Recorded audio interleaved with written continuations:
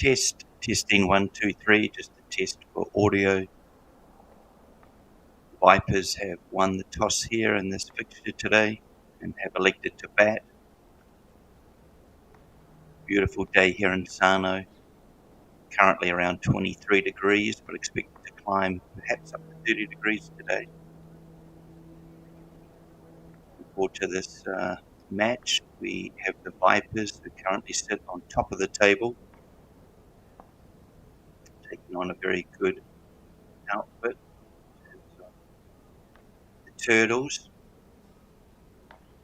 Previous years, the Turtles have been champions and runners-up, so it should be a good battle.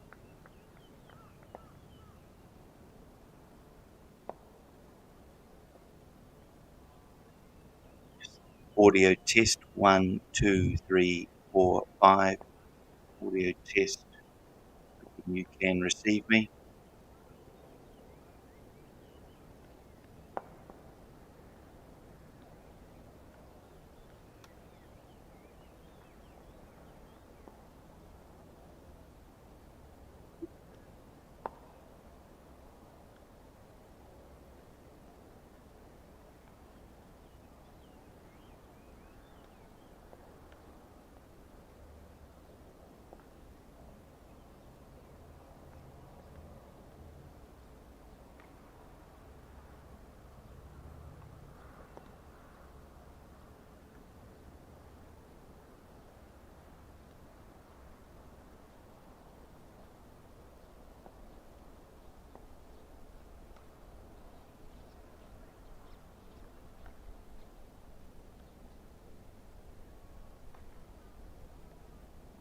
Okay, audio test. On the toss.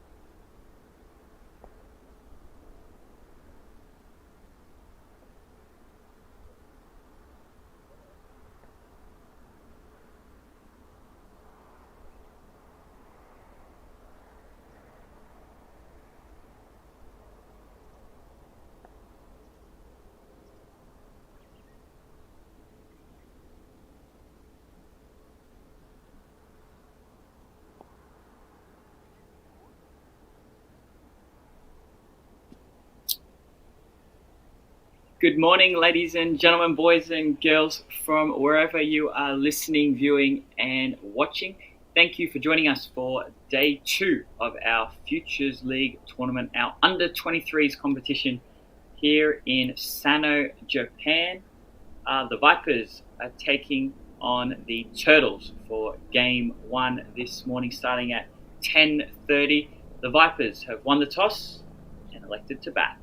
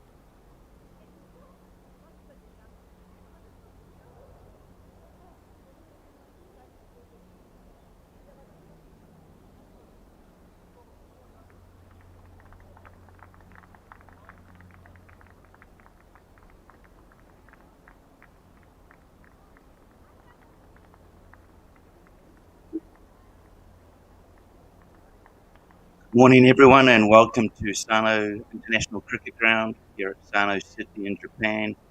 Today's fixture is the Vipers taking on the Turtles in the Futures League. Round 3, day 2 here. It's around about 24 degrees, expected to get up to about 30 degrees. And just welcome my co-commentator, Benjamin. Good morning, Benjamin.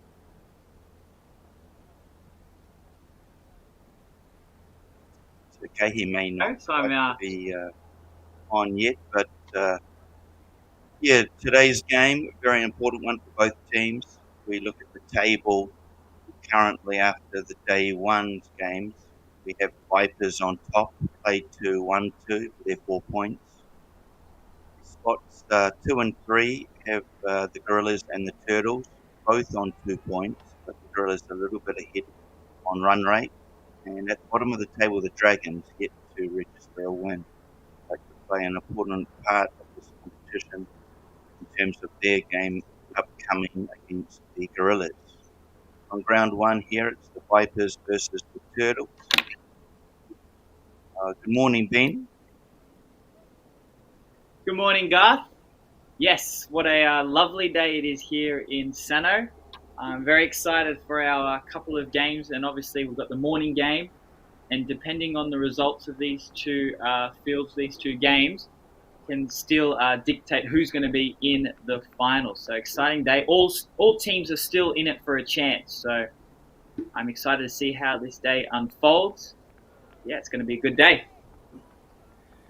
Yeah, weather-wise, you couldn't ask for anything better. It's, as I say, probably just under 25 degrees at the moment, but expected to climb to 30. Perfect day, really. So the umpires are out in the middle, and as we mentioned, the Vipers won the toss and elected to bat. They had a couple of close victories yesterday, did the Vipers. Both games went down to the last over from memory. So just looking at the teams here, I will run through the teams. Up first for the Turtles, we have Kazuma Kato Stafford, the captain, Safi Lakman, Chihaya Arakawa, Adita Fadik, Yuto Yageta, Montgomery Hins, Ash Thurgate, Jake Kusuda Nan, Ayato Okajima, Sandeep Waduje, and Aaron Regan. And for the Vipers, Captain Charlie Hins, Koji Hargrave Abe, Kazumasa Hiratsuka, Jisei Ando Ruki Ozeki, Ajmal Khan, Sandeep Krishnan, Skylar Cook, Tomoki Kurihara, Manav Nataranjan, and Mani Kalia. So those make up the 11s for both squads. What do you think, Benjamin? Yeah, I think this is going to be a great contest between these two sides. Both lots of strong players throughout the entire side, both with the bat and the ball.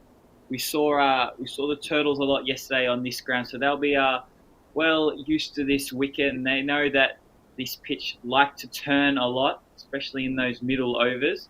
So yeah, but it'll be interesting to see how this pitch plays with a nice hot day here in Sano.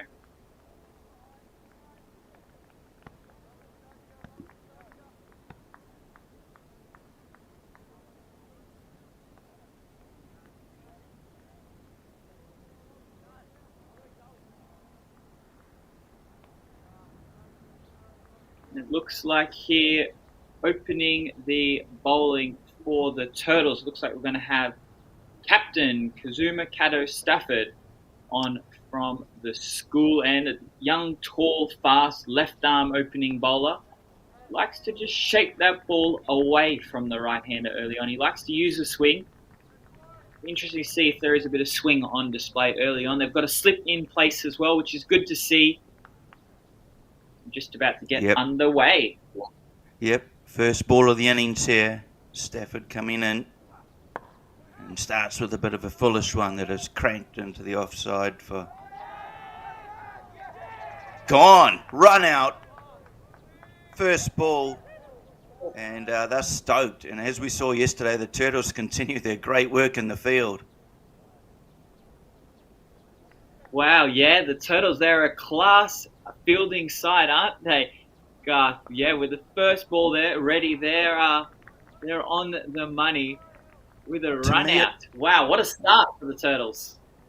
Yeah, it looked like Kazumasa Hiratsuka, the non-striker, just went down half expecting to be called through for a single, and batsman calling no. So Kazumasa, trying to get back to his crease, was caught short. Great bit of fielding.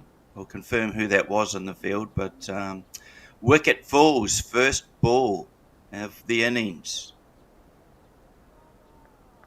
Just the start the Turtles would have been after. They probably would have been speaking about it early before the match today. Their fielding was of the top class yesterday. And yeah, they've started off brilliantly again. Good start.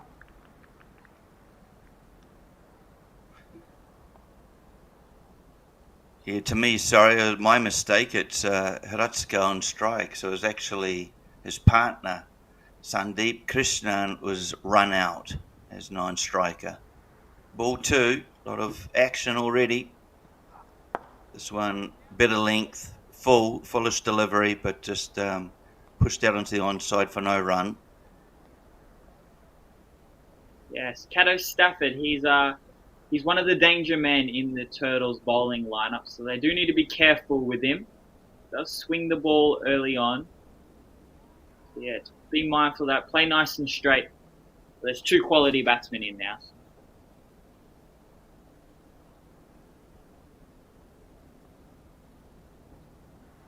Cato Stafford comes in this time, put it on a wider line that is just played out to point, and after the early run out, understandably the Vipers batsmen are just watchful and wary of the talent and the skill of the Turtles outfielders. We saw a good day in the field from them yesterday, didn't we, Benjamin?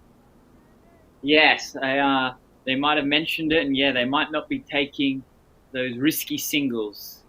Especially, I believe it was a DJ.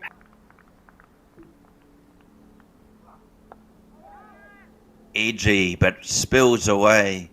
Third man will come round and safely secure that from crossing the line. So 2 taken.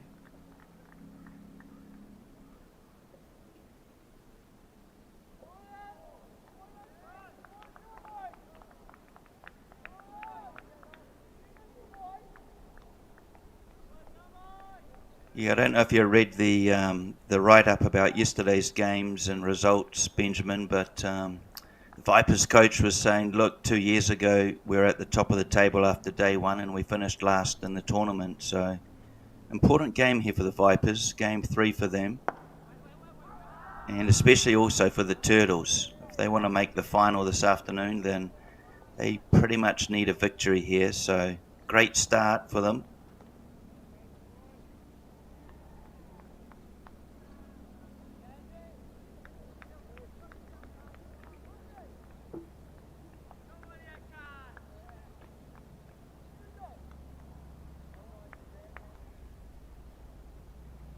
Good overs so far here for the Turtles. Cato Stafford leading the way for his team. This one a bit aerial, but falling safely short of mid-on. No run taken, and end of a very good over.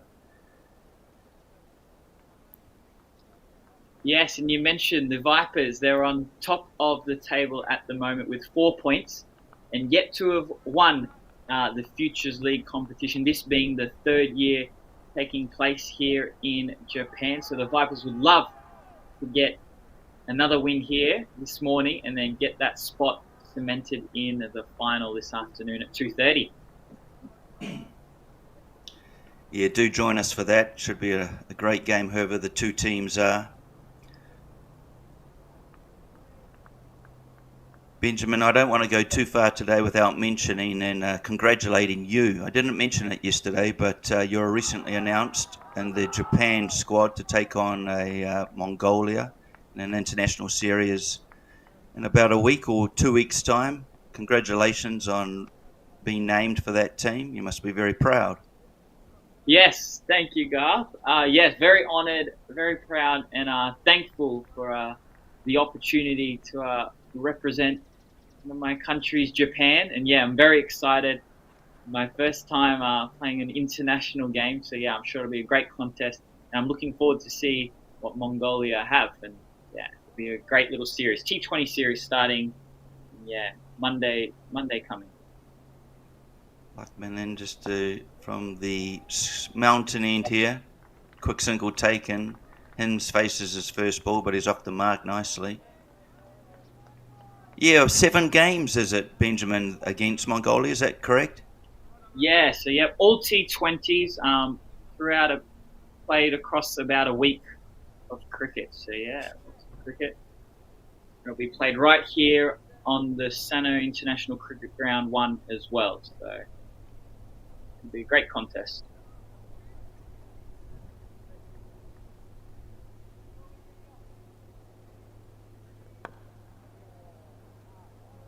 Goes onto the back foot doesn't get all of it. Does Kazumasa Hiratsuka, local player, came up through all the junior grades here in Sano, plays for the Sano club alongside his brother Shotaro. Very talented cricketers, both of them, and the result of the good work being done in schools around Sano here. Luckman comes in this time, hits on the pad, but it's going down leg, and unmoved is Chris Thurgate, the umpire for today. Yes, Luckman here. He's a tall, young, strong-looking lad here. Nice action, and he's one of the faster bowlers in this competition. It'll be good to see how he goes today. And he'll be looking for a wicket here early on.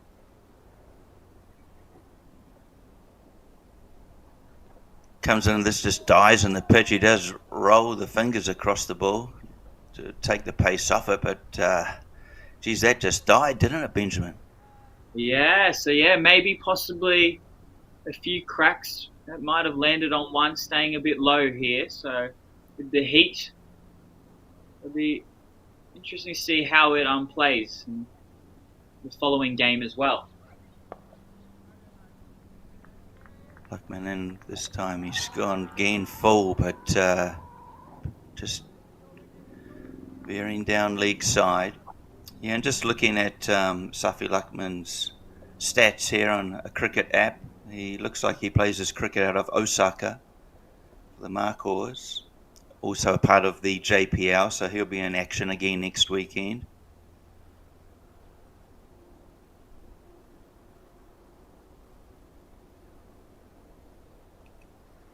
Luckman comes in, it's a bit short, straightish ball, but turn around and square leg comfortably fields that for no run. End of the over. Very good one for Luckman. Just a 1 run coming off it, and what a start for the Turtles. Yeah, great start here from the Turtles. Only the 4 runs coming off the first 2 overs.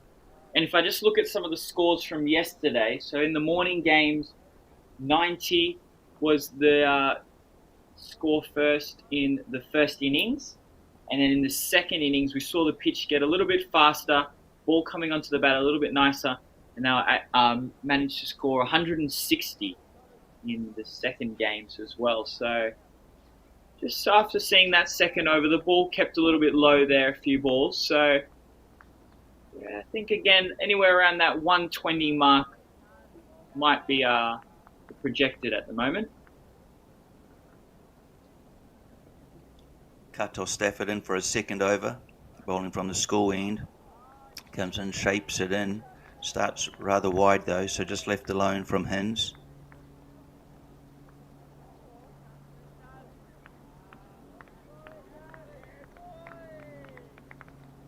Yeah, you're right. So we thought about 120, 130 as par score, didn't we, Benjamin? But as you say, in the morning games, there's a lot less runs were scored.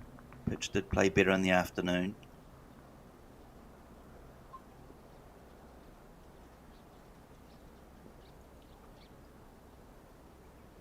Kato Stafford in again. And looks edgy onto the pad, spilled out onto the offside, and that has G'd up the Turtle fielders. They enjoyed that. He's been bowling well as Kato Stafford. Probably hasn't figured in terms of the top 3 in terms of wicket takers, but he's certainly been very miserly and created opportunities aplenty. If we look at the results from yesterday, Nikhil Pol stands on 7 wickets, followed by Hinz on 5 and Hiratsuka on 4 wickets. This one a wide one from Kato Stafford. So that was Charlie Hinz on 5 wickets currently, and Shotaro Hiratsuka took 4 wickets. But at the top it's Nikhil Pol. But Kato Stafford, very good left arm seamer and very important part of the team for the under-19s, and also making his debut for the senior team. Yeah, we talk about this seniors team coming up. Both of these two here we're seeing now, Hinz and Kato Stafford going head-to-head.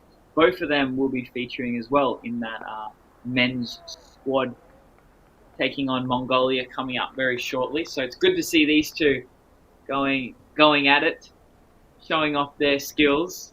Both very good players in their own ways, and both also very young. Hinz, I believe, only being about 15 as well. So yeah, he's got a lot more growing to go. But yeah, already proving what a great player he is.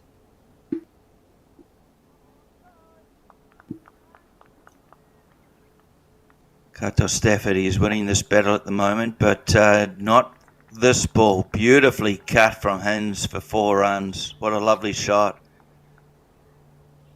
Hit the deck, did Kato Stafford in this one, but it just was timing, a bit just wide. waited on that one.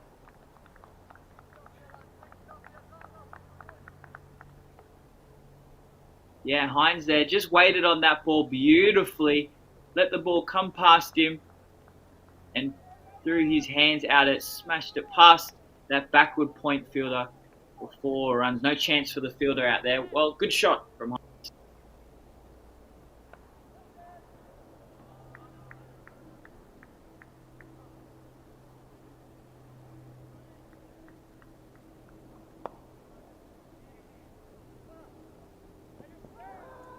Another attempt at a run out, an appeal from one of the players, but safely home.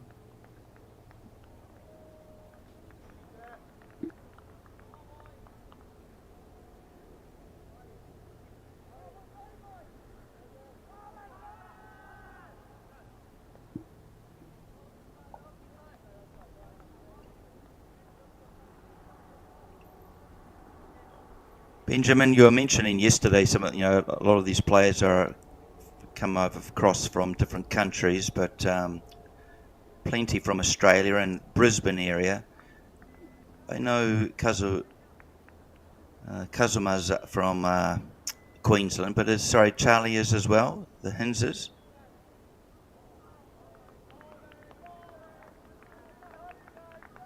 I believe are all from the Brisbane region. I have just lost my co-commentator momentarily. Back to the action. Kato Stafford in again.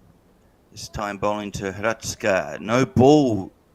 And swatted out onto the onside for a single. So his partner, Charlie Hinz, will be happy to receive the no ball free hit. Yeah, just looking at Hinz's strong zones, he loves to play again through that kind of point region. So he may look to just give himself a bit of room, use the pace of Kato Stafford. Yeah, they're going to change the field up a little bit with the rotate of the strike.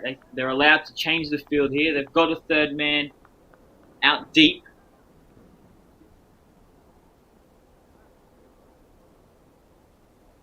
But they're going to keep backward square out as well.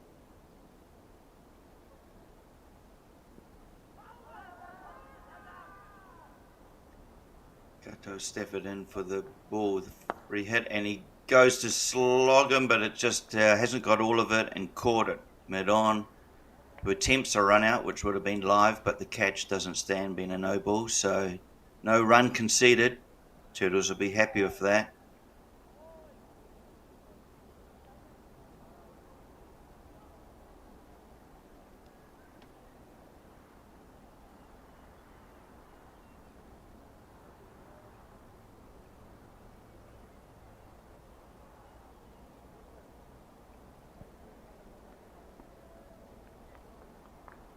Beautiful day here at Sano, 24, 25 degrees, very little wind, if at all a breeze. 3 overs gone, only 11 runs on the board so far. The 1 wicket falling on the first ball of the innings, the run out. Vipers have been just trying. Consolidated here, the Vipers. And they also know they've got another star, as we just see a beautiful shot from Hiratsuka, just a little bit short and hits it over mid-wicket's head for 4 runs. A lovely shot. Yeah, what a shot from Kazumasa here. Just wallops it over mid-wicket and dissects the 2 fielders who can just watch on. Lovely shot.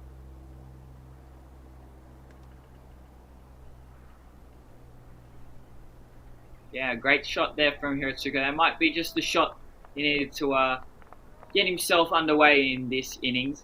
And also, we know that the Vipers have a strong batting lineup, with last year's Best Batsman award going to Koji Hargrave Abbey, who's most likely going to be the next batsman to come in as well. So, strong lineup these Vipers have. This time, Hiratsuka looks to go on the offside, misses out. Good comeback ball from Luckman. Yeah, as you say, it will be Koji who will be coming in next for the Vipers. And, a strong batter. Play shots all around the wickets. Lovely technique. But back here, we have Kazumasa, who's just nibbled at that one. Another good ball. Good to see the bounce there, Benjamin, and the wicket. Yeah, so a few there now. We've seen one keep low, but then Bookman there just able to extract the good bounce there from those last 2 balls. So a little bit of uneven bounce here this morning on this wicket. A little bit in it for the bowlers, so that's good to see.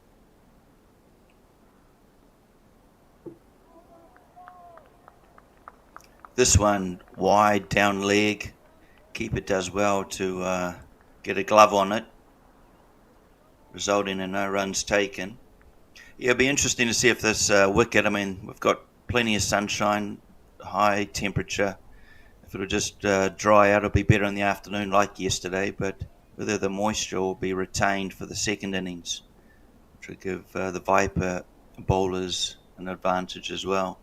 This one full, driven out to mid-wicket, comes in from the boundary just to stop the second taken.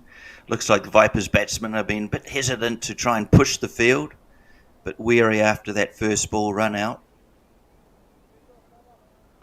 Yes, understandable after they must know that the Turtles are a strong fielding outfit, led by their captain, Kazo Stafford here, who he's always proactive. He's always moving the field around.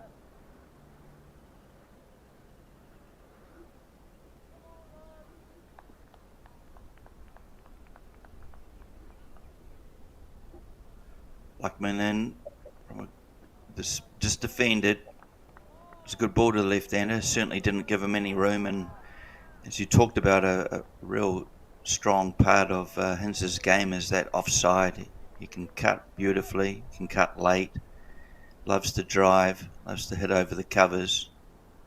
Played a couple of great innings over in Malaysia last year for the under-19s. Good battle here. This one, another good straight ball from Luckman and just forcing Hinz to defend. And that brings the end of the over. Yeah, so I look at Vipers' scores yesterday. They managed to chase down 115, and in the second game, they posted a total of 130. So they'll be looking for something again around that mark. Still some good batters to come, as well as the ones that are in now.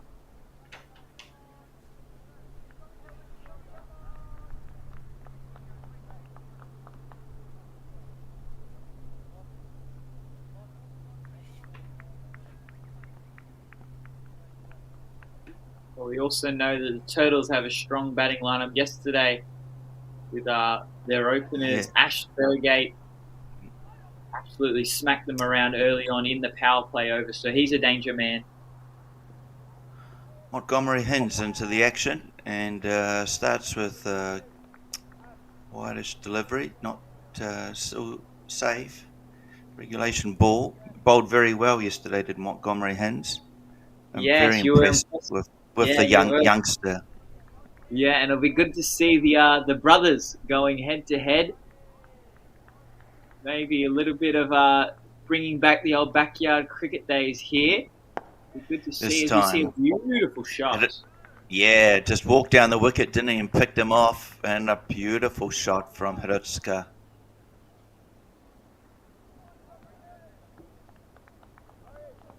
Yeah, it's just a classy cricket shot here. Used his feet well, got to the pitch of the delivery, and just a classical on-drive over mid-on's head. And nothing risky about that shot. Great batting.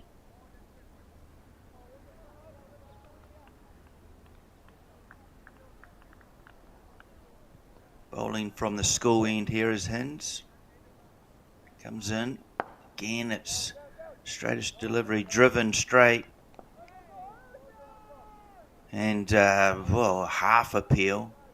But mid-off comes around to retrieve the ball, takes a shy, but safely home. Called early did Kazumasa.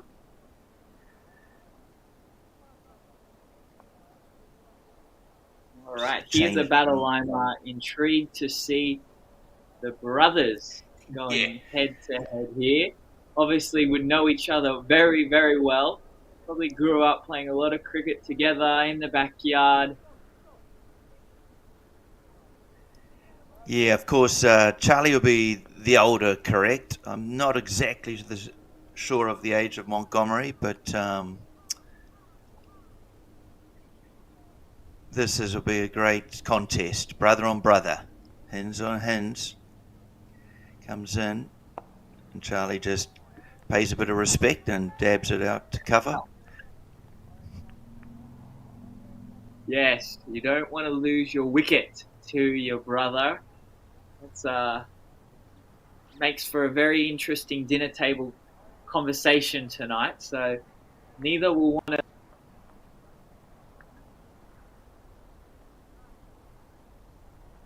These to the other. Taking a bit this time comes down, taken. Ball.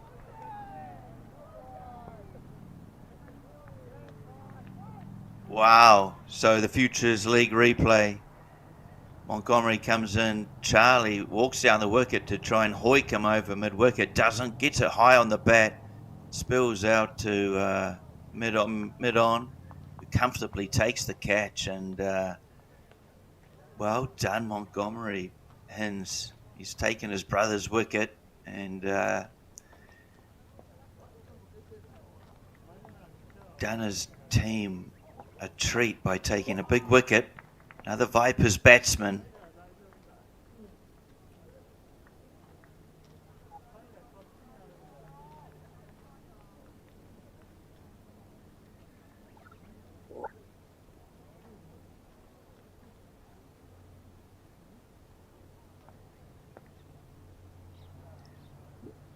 Yeah, there's probably a lot of mind games going on. I could understand Charlie wanting to be aggressive and he walked down the wicket. But the younger brother, Montgomery comes out on top this time. I'm sure there are plenty other times where it's been a different story, but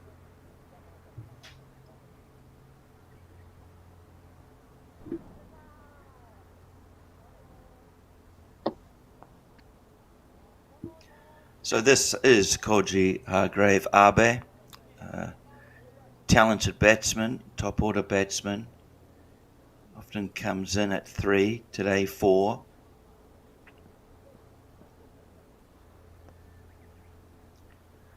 Montgomery comes in, gives him a good ball and just a good loud call of no from Koji. Brings the end of the over and a successful one again in terms of a wicket taken. the Turtles will be pretty happy how things have played out in the first 5 overs. 22 runs scored. It's lower than usual in terms of the power play, but also the 2 wickets in that column there, just showing that the Turtles are on top. Yes, and the new batsman in, he's the big wicket, the danger man.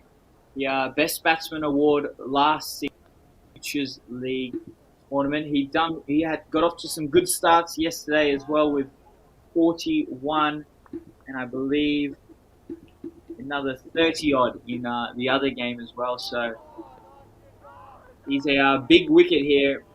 If Yagete, who's our new bowler, onto the attack can get him, he'll be right on top. Yeah, get there, Sand, bowling from the mountain end here at Sano. Sunshine on his back, 25 degrees, perfect for cricket. Let's go on strike, and comes down the wicket and drives through the covers. Has he found the gap? Yes, he has. Will it go the way? It's quick outfield and probably the smallest part of the boundary here at Sano. They have fields 1 and 2 overlap a little, so it's probably about the shortest area of the boundaries here. But what a shot. Take nothing away from that. Yeah, great shot there from Hiratsuka. He's getting his innings underway very nicely here. He's moved himself to 17. That one just stays low. Yeah, did he roll the fingers across this, Yageta, to let's have a look at the replay. But as you say, it just died, didn't get up and taken middle and leg. Yeah, no, just seems to be a regulation delivery that just stuck in the pitch. And another wicket falls for the Vipers.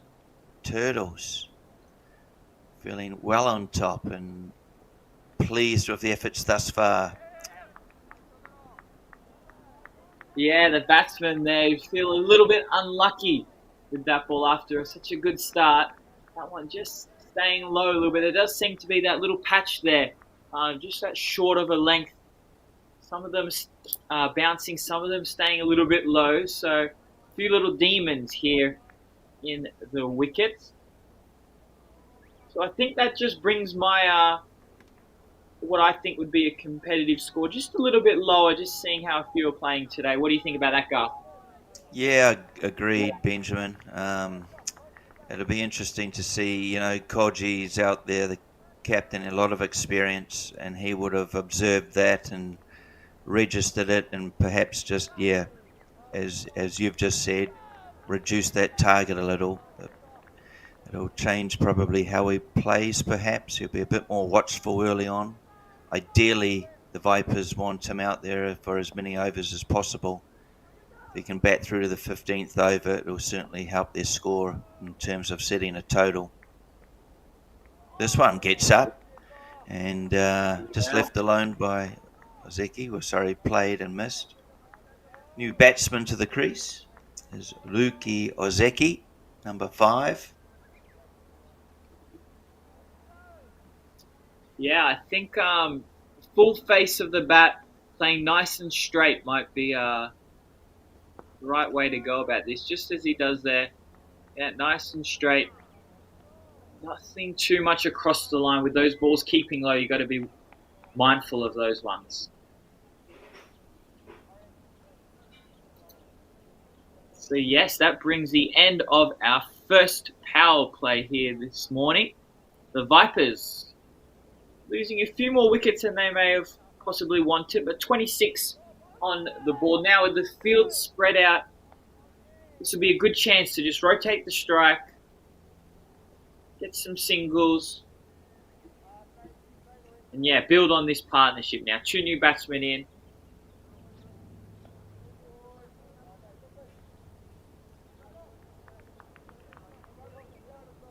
Ruki Ozeki, just having a look at his stats. He's played 83 matches for for 44 wickets, 507 runs. So a bit of an all-rounder. Plays his cricket for Sano, under 19s, as well as second 11. So he'll be loving batting alongside Koji Hargrave Arbe, learning from his experience.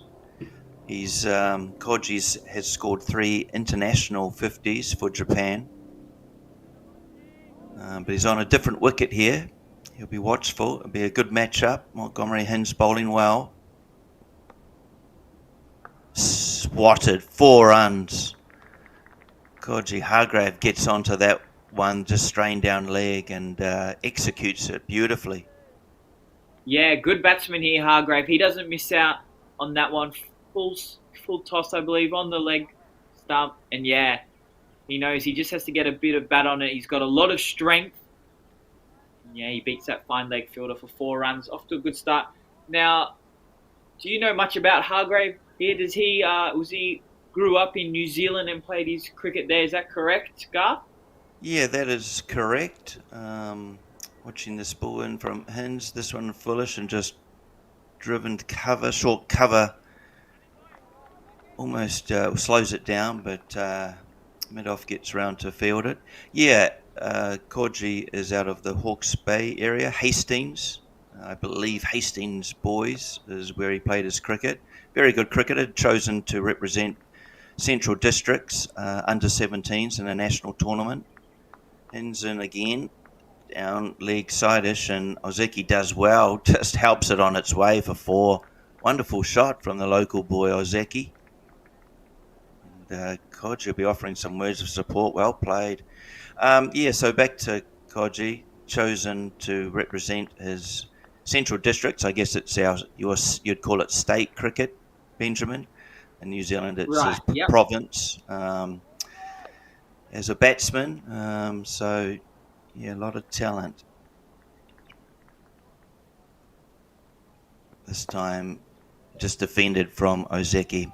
Koji has moved up to do university in Hamilton at the University of Waikato. He's now playing his cricket for Cambridge Club, which is quite ironic because that's where Leo Sakurano Thomas played his cricket. So both national players. Koji also, of course, recently announced into the national team. He was a part of the Japan's national squad after also representing the under-19s. So, a talented and bright hope for future Japanese cricketers, Koji Hargrave Arbe. Ozeki on strike. Leaves this one all alone as it's called a wide.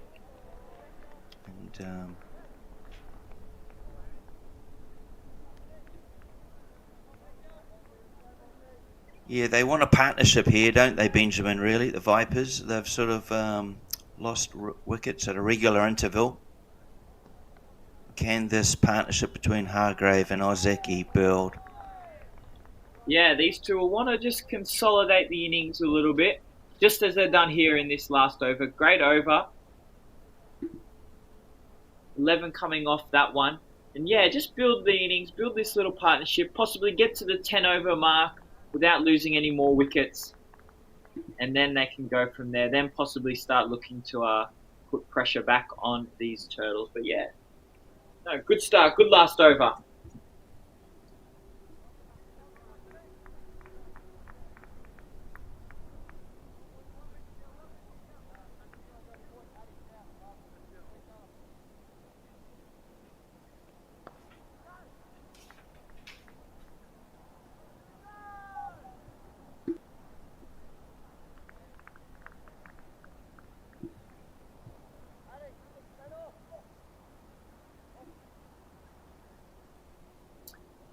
And deservedly, Yageta gets his second over for the day after a great start, great first over, picking up a good wicket.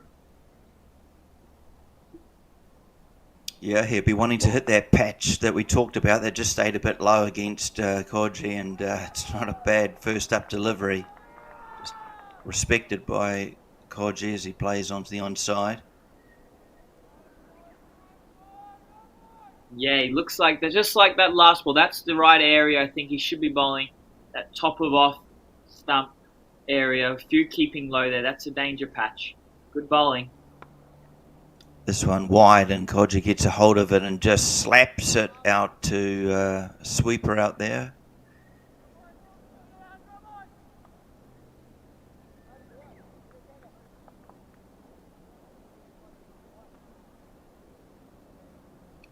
Just the change in field.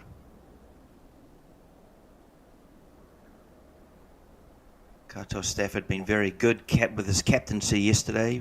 Both commentators thought he did an excellent job in marshalling his troops. This time a foolish ball driven for no run.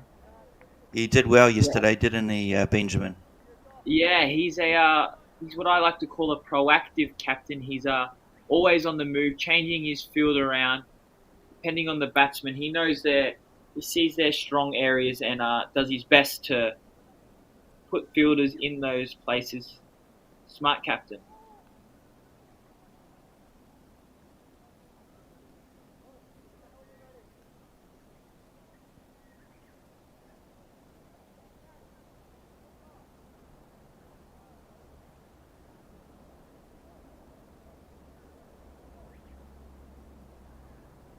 Go get in from the mountain end. He's been pretty accurate with his line. You might just see a couple of sponsor signs in the background there, if we can mention MKI and Mizuno, both sponsors of Japan national cricket.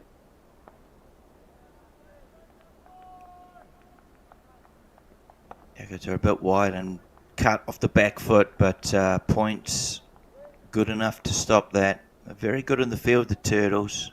Created run-outs yesterday, held their catches, and pretty much the bowlers have bowled good lines or to good plans or field settings.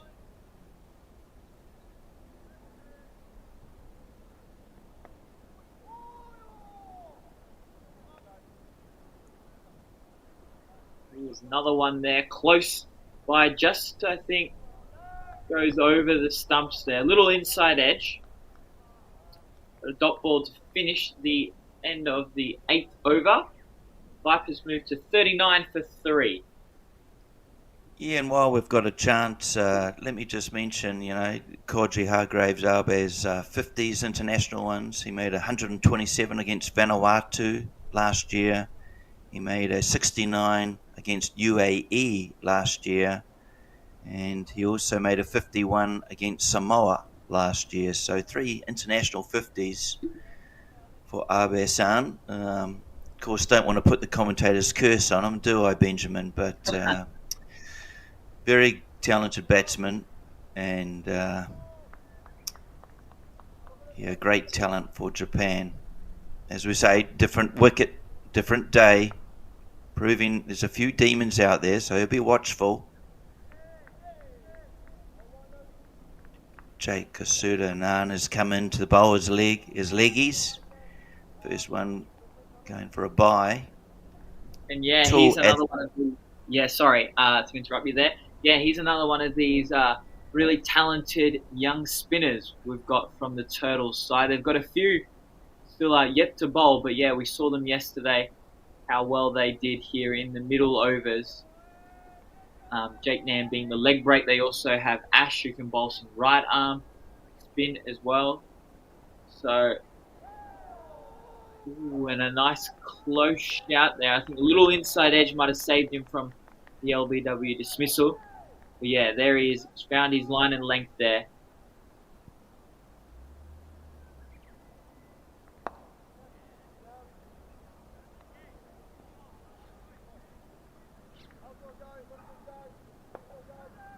Ash Thurgate fielding out there. Of course, he'll at some stage be called upon to bowl, I imagine. Bowled very well yesterday. He was getting an amazing turn.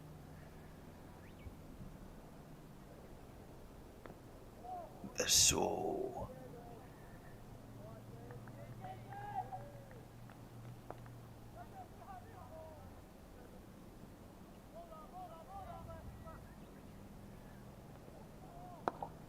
Yeah, good deliveries here from Jake. they'll be hoping he can take a big wicket again. Took one yesterday. Can he force another big wicket?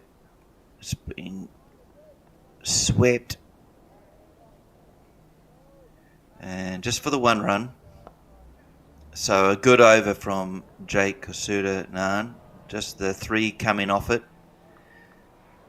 And a couple of half appeals are part of it. So be a big part of this bowling outfit, and his captain will be, I'm sure, giving him more options, probably alongside his spin partner, Ash Thurgate. Looks like will be bowling from the mountain end.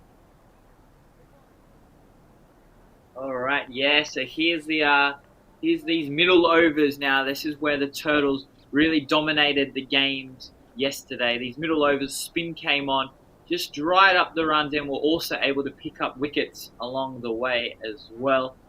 Thurgate being a right arm off break bowler. Yeah, getting lots of spin yesterday, as you mentioned. Good to see how it plays today. These two are building quite a nice little partnership, just forming now. They'll want to continue that for the next couple of overs. And then, yeah, look to put the pressure back on those last few.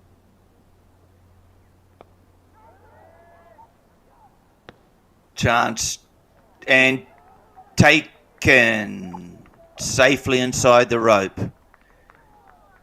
And it was mere inches away from being 6 runs, but safely held from the Turtle outfielder. Just quick flick of the hands. Didn't quite go the way, so he was backtracking to take the catch, but safely inside in front of the Vipers tent, watching on, hoping the ball would just continue on its arc. But another wicket falls, and a big wicket it was. So Ash Thurgate gets Koji Hargrave Abe, and they'll be thrilled with that, the Turtles. They knew the danger. Great catch there from Safi Lukman down at deep mid on. Big wicket, so never an easy catch out on the boundary. And Ash Thurgate into the action, first ball with a wicket. So great start again for Ash.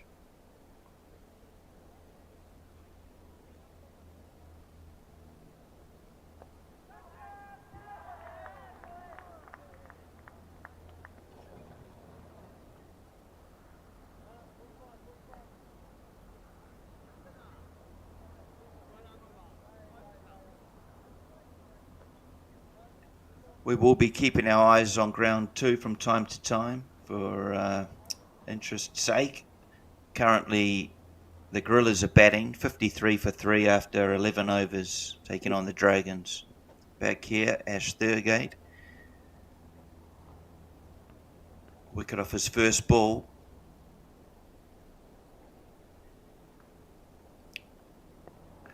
Kalia, the new batter, and off the edge for a single to start.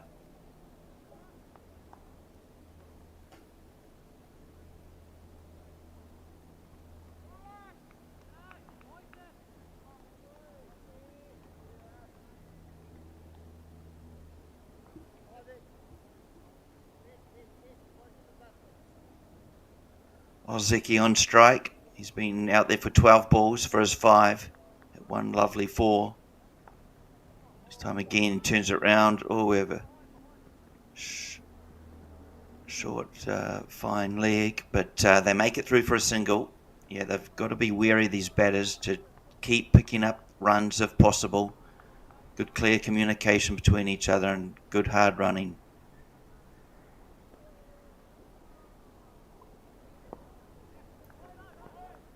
Yes, no, and back safely.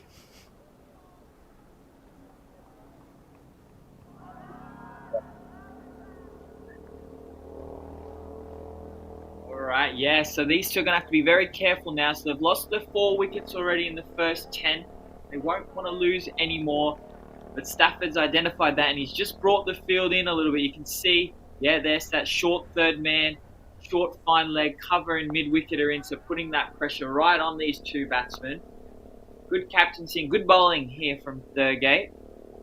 Just giving the ball a little bit more flight today than we saw yesterday. Nice shot there from Kalia out to the deep square leg fielder for a single. Ends the 10th over. The Vipers move to 45 for none. The halfway mark. I think the Turtles might be just on top of this game in the first 10 overs. Yeah, that spin duo, the Thurgate and the Jake Kusara-Nan combination again, doing the job for the captain, Stafford and the Turtles, picking up back-to-back wickets in the last 2 overs. So, again, these middle overs, the Turtles are able to just bowl really well, good areas with these spinners.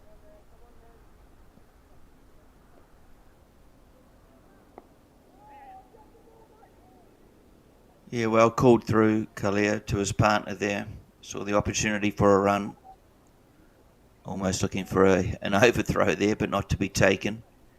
Can ill afford another run out, can the Vipers. I agree, Benjamin. I see the Turtles on top. 4 wickets down after 10 overs, not ideal. But as we talked about the pitch, you know, if you can get 100 runs on the board, that can be defended. Oh, it's a good appeal. Strong appeal and given. Taken, took the umpire a bit of time, but it looked very good appeal. Looked straight, hitting the batter on the lower of the pad on the full. Let's have a look at the replay. And yes, adjudged to be going on to hit. And another wicket falls. 5 down, half the team back in the shed for the Vipers.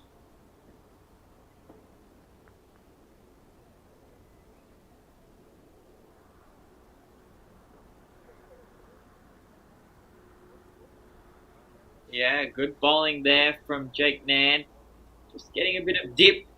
Just beat the, got above the batsman's eye levels and maybe dipped on him. Just misjudged the length of the ball. And yeah, nice line straight onto the stumps. LBW. So good bowling from Nan.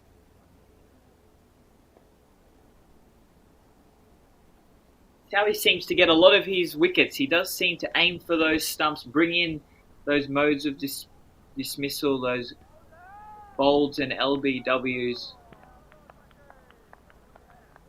Batsman going to have to be careful. Play nice and straight different early delivery on. there from Jake. He just hurried that one through. But as you say, he's quite tall, and once you get that ball, give it a bit of flight, getting it over the batter's eyes, hard to judge, and hence that wicket perhaps of the LBW.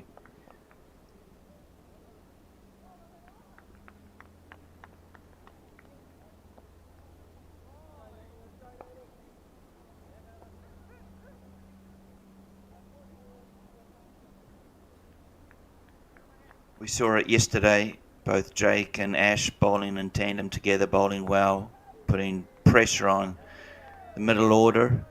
And if runs were taken, they were usually miserly, as we see here with Jake. 2 overs down, only 6 runs taken from him.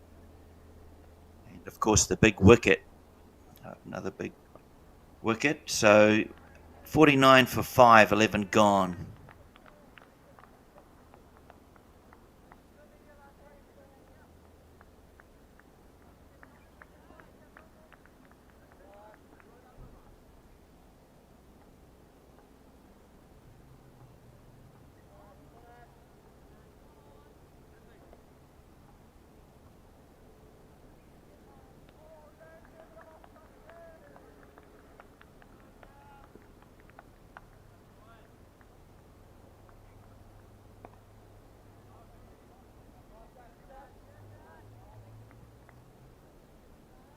This is, of course, a new batsman, Jise Ando. This is the 3rd delivery he's faced. And gone, taken, bowled by Ash Thurgate. Another ball that turns wonderfully for him. But there's also the accuracy, executing his deliveries perfectly. Let's have a look at the replay. Ando on strike, but it's just that nagging length and turned and took out off and middle. Well deserved wicket for Thurgate, his second. 2 for 3, they're pretty good figures. Yeah, what a great ball there from Thurgate. We often talk a lot about batting in partnerships, but these two bowlers here are bowling very well together. Thurgate and Nan, they did it yesterday. So often you'll see one bowler tend to dry up the runs from one end, and from the other end is where a lot of the wickets come from. But at the moment, these two are bowling beautifully together, drying up the runs and taking wickets as well. Yeah, great ball there from Thurgate. 2 for 3 off 1.2. Great figures.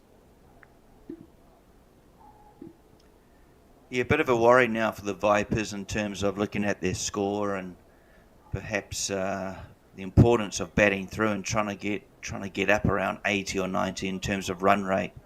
If they do lose this match and other results go against them, they may miss out on run rate on making the finals. So they may not win the match, but they can't lose heavily. So they'll be probably coaches will be talking to the players about still knowing that there is another 9 overs remaining. Try and get that score up high enough to be able to defend to as long as possible in the game. It's just poked onto the onside by Khan. No run taken. Not easy to do, of course, to score against Ash Thurgate at the moment, is it, Benjamin? Yeah, he's got that ball on a string. Look at that, great areas. Just kind of throwing it outside off, and he knows he gets lots of spin out of this wicket. He's bowling very well. Yeah, as you mentioned, 8 overs to go. It's about 48 balls left. So yeah, if they can just manage to get a few singles, the boundaries are hard to come by here this morning. So singles, run hard. That's what these batsmen should be looking to do. And yeah, definitely not lose all their wickets before the 20 overs is done would be a key goal for them. But as we see, a beautiful shot from Kalia, a rare little loose ball from Ash Thurgate, full toss outside the off stump. And yeah, beautiful shot through the covers. Good batting.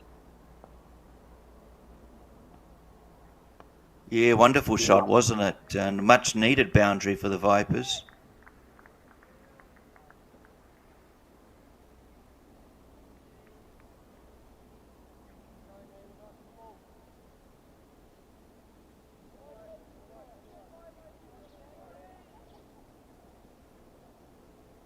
Yeah, I think just as they did in that last over, knock the ball around, wait for that loose ball, try and get a boundary off that.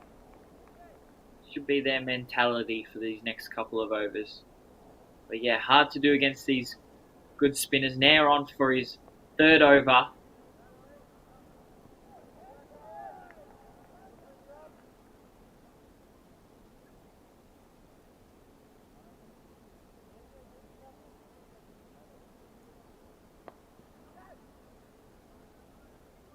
Kalia on strike. Jake just altering the field a little. Just goes back and defends out to a gully.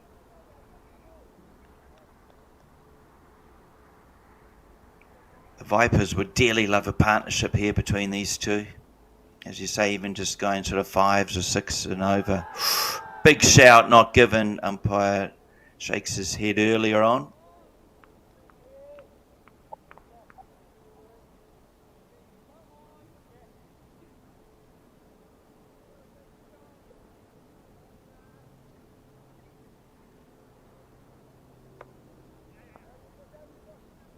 Sweat. Yes, there he is again. Nan just going for those stumps. He loves to look for those bolds and LBWs. A good ball.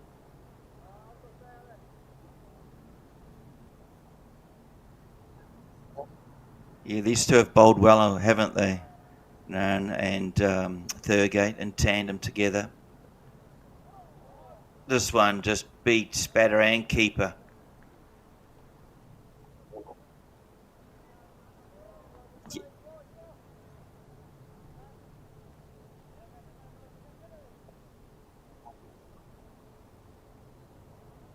think that was a wrong in there. I haven't seen one of those from Nan yet. So showing his full array of tricks he has there and just beating the batsman and even the keeper as well. So great ball there from Nan to finish off his third over. Again, yeah, another great little spell these two are having here. Two spinners in the middle overs.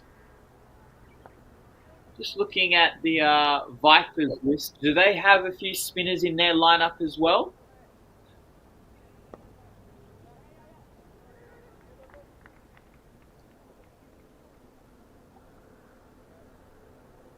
Yes, actually. So Manav Natarajan, he bowls handy leg breaks as well. Another tall spinner. He's played in the Futures League the last few seasons as well, so well experienced. So the Vipers will have their spinners on display very shortly as well in the second innings.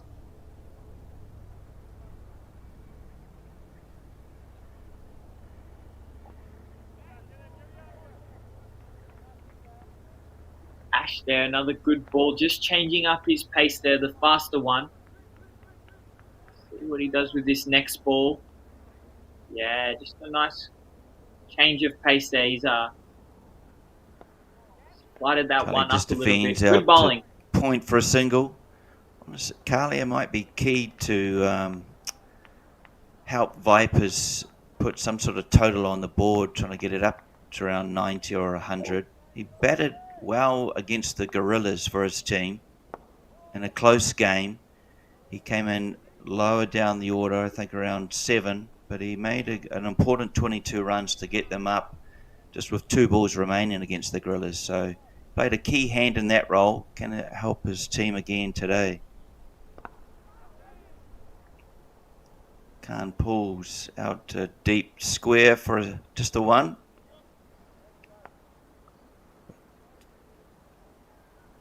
In terms of the over, another good one for Thurgate. They won't mind going for 1s.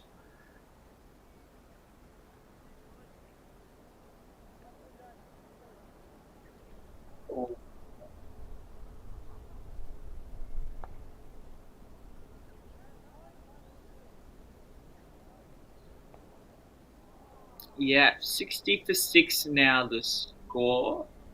6 overs remaining. I think the Vipers could get that score up around that 90 to 100 they'd be dearly happily with. Gone, bowled him. Jake gets another, and he tossed it up. Got above that eye level perhaps again, so just hard to judge for Khan, but the bails flying everywhere. Let's have a look at the replay. Yeah, be stoked.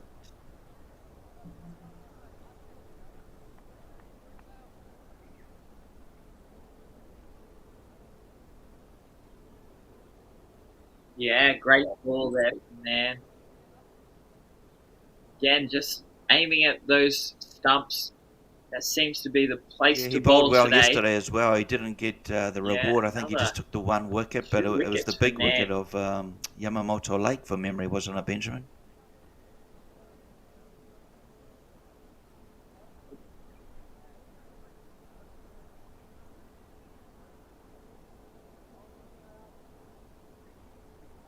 Yeah, you're right.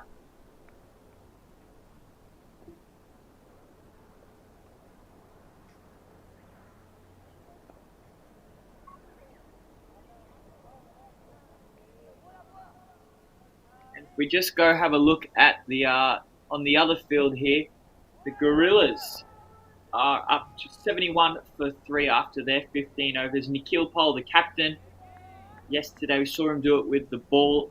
Right now, 42 not out, so good batting over there. But as we go back to ground here, SICG 1, another good ball from Nan, starting off his final over of his spell. So the Vipers will be relieved to know that this is his final. If they can escape this without losing any more wickets, be very happy with. See a little change up there, maybe the slider. He's got a few tools in his toolkit, does he? It's good to see the variations, and just testing the batsman. Tomoki Kurihara, the new batter, to the crease. He's played, lives locally. Played all his cricket for Sano Club. Another youngster, but he'll be loving this opportunity to play in this tournament. And driven and misfielded from Jake as he jogs through for a single. Happy to get off the mark. Into the over, 61 for 7 here. Just a 5 remaining. Turtles on top, but Vipers still hoping to get that score up above 90, 100, which can be defendable in this wicket. The morning games we've found the scores have been a bit lower. Perhaps a little bit of moisture in the wicket.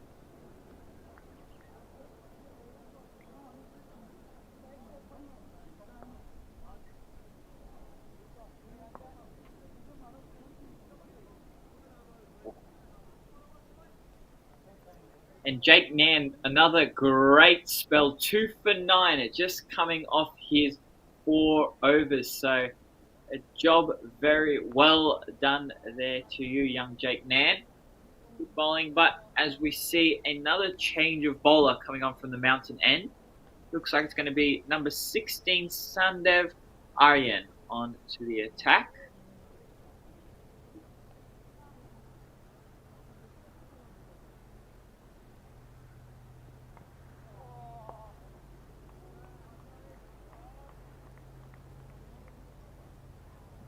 Bowling from the mountain end here is Waduge. Starts with a dot. Kurihara goes to drive, and I don't believe it carried, or it did carry, but it was spilled by the bowler.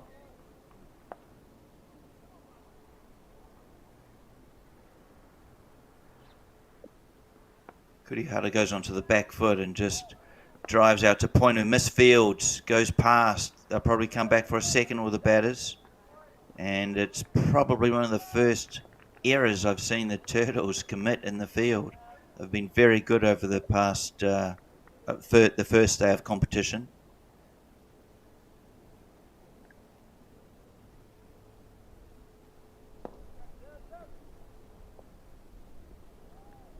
Driven straight for no run. Takes the foot of the bowler, but the early shot was a lovely one from Tomoki. He got back for a second run. So the bowler has chosen to come round the wicket.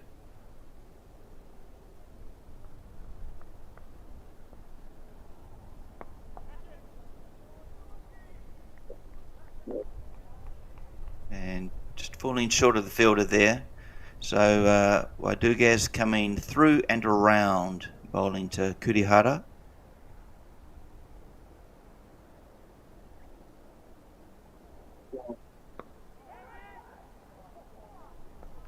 Just clears mid-wicket, who was in with a chance there, but the batter gets through for a single. Waduge off to a nice brings start the end of the over. A good one in terms of the Turtles. Just the 3 runs coming off it, and they keep their foot on the throat of the Vipers, trying to get that total up around to a 90. Just the 4 overs remaining. I must mention, Kurihara Tomoki's parents, Kelly and Naoki, wonderful people that I've met in Sano before. Yeah, all these. Sorry, Naoki-san does a lot of great volunteer work for the Japan Cricket Association. Always very much appreciated the work he does. Okajima into the attack. Beats Kurihara through to the keeper.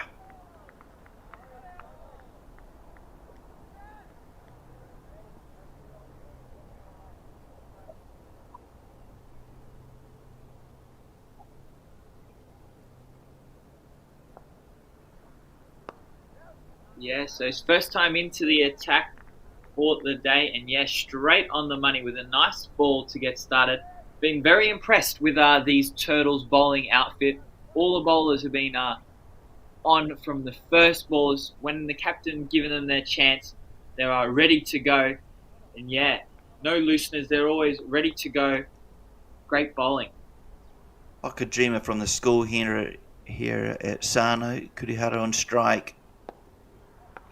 And, he started well, has Okajima.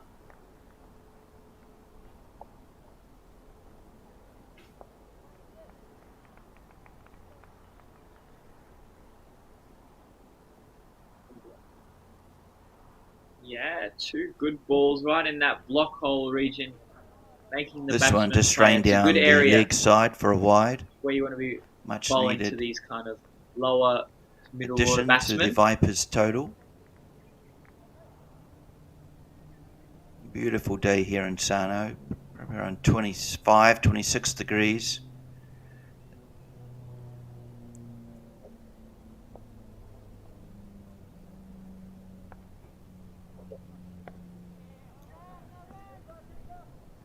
No run taken, run out, sorry.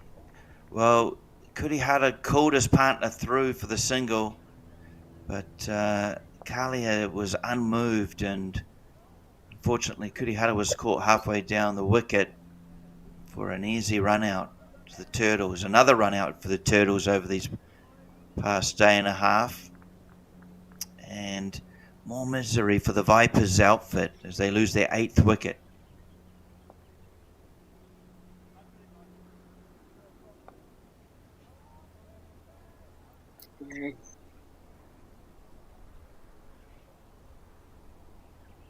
Yeah, good fielding in there from the inner ring. Ash Thurgate there in short cover. He was ready, got onto the ball very quickly, and a good underarm throw to the keeper to take the bails off. They're a class fielding outfit, these Turtles are.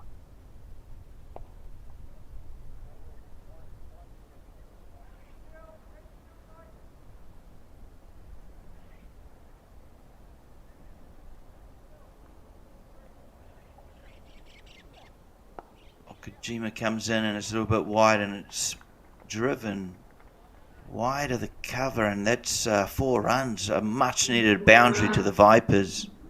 And the new batter, Manav Natharanjan, plays a lovely shot.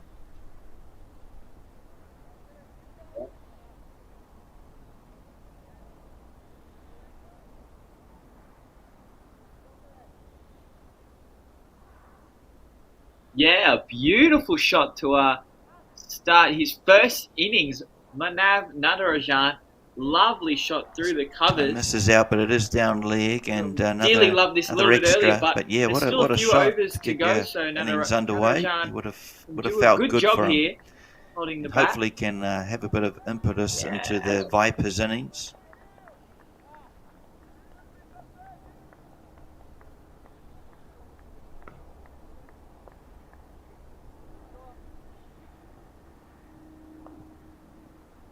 Yeah, I've seen Manav. He plays at my local club, the Chiba Sharks here. And yeah, he can certainly hold a bat.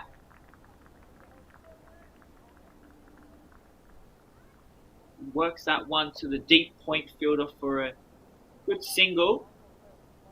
Yeah, good finish to the over for the Vipers. Manav keeps the strike.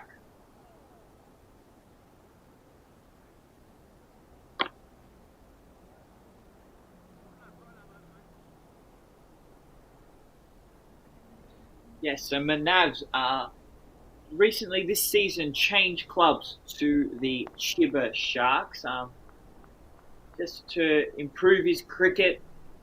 He likes the Chiba Sharks outfit, and he knows they have a strong Division 1 team. He's made a few appearances there as well, but also his main skill being right arm leg spin bowling. But yeah, he can certainly hold the bat, and he can do a good job here for the Vipers with some late innings runs. Have to be careful. Safi Luckman into the attack, bowling from the mountain end here. He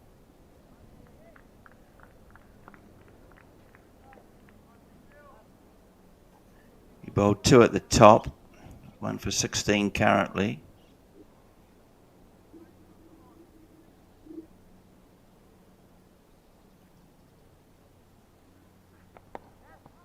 And just played out to point for a single. Another run to the total for the Vipers.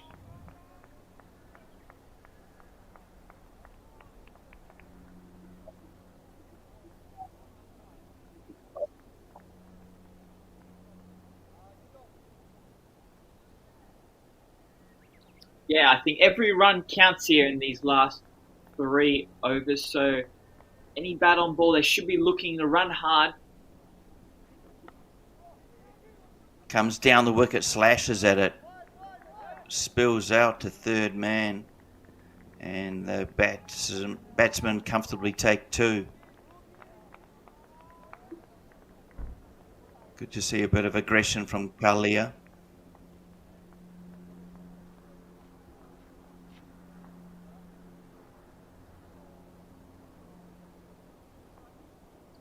Yeah, good intent there from Kalia. Looking to score some runs and good running as well.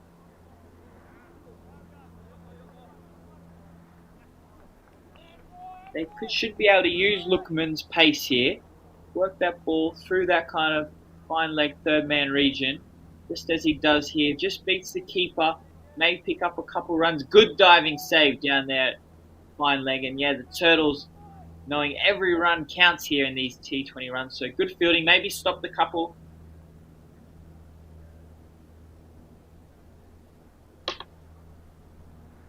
Lookman in for his 5th delivery of the over. That was a good line, being turned around behind out to square.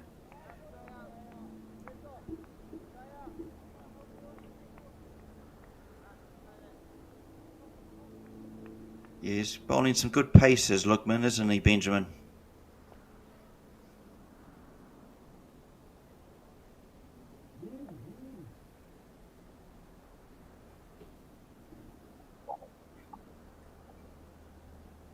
Yes, yeah, he's a dangerous man.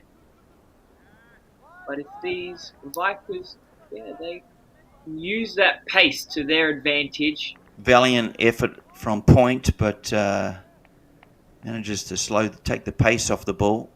But the batters get back for another 2, and not a bad over for the Vipers. You can see the intents there to score and be desperate in running. There's 12 balls remaining in the innings.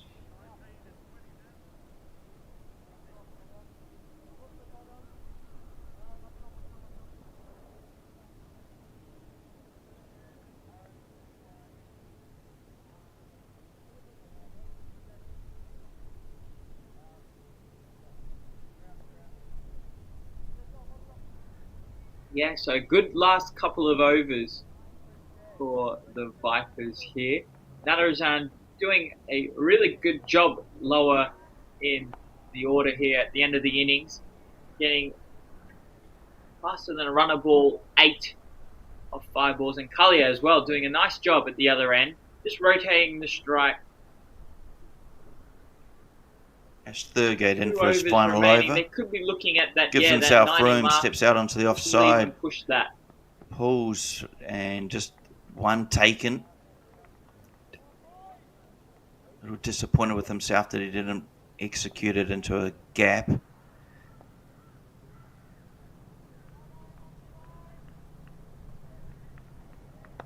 This one wide of off stump and just driven for mid-off to field.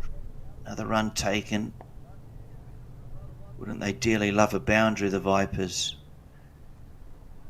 Just to push that score up into the 90s for them.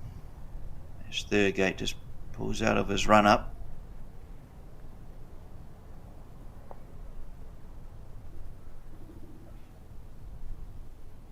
The reverse sweep and bowled. Ash Thurgate again on target. And if the player misses, he generally hits. You can understand the reverse sweep being pulled out. Would have been a certain boundary had he connected, but Batsman misses out. Looks like the ball goes under the bat and bowled. Now the wicket here for the Vipers falls.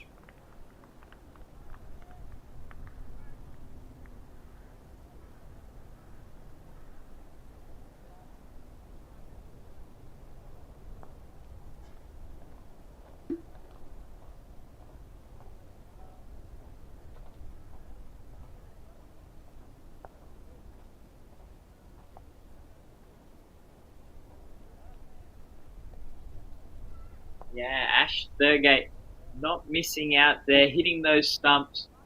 He has figures 3 for 14 now as well. So another great performance here with the ball. He's been a standout performer this tournament so far. Yesterday we saw it with the bat early on. We'll see him, I'm sure, in the power play when the Turtles come out to bat. Aggressive batsman and also doing a really good job here with the ball.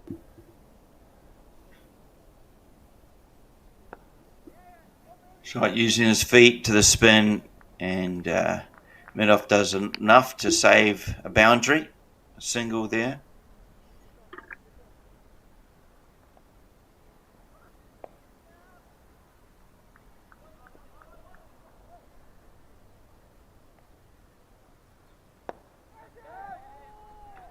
Pushed back, pushed wide of Medoff, who has some work to do. Not able to restrict the 2 runs taken. Another good shot from Manav.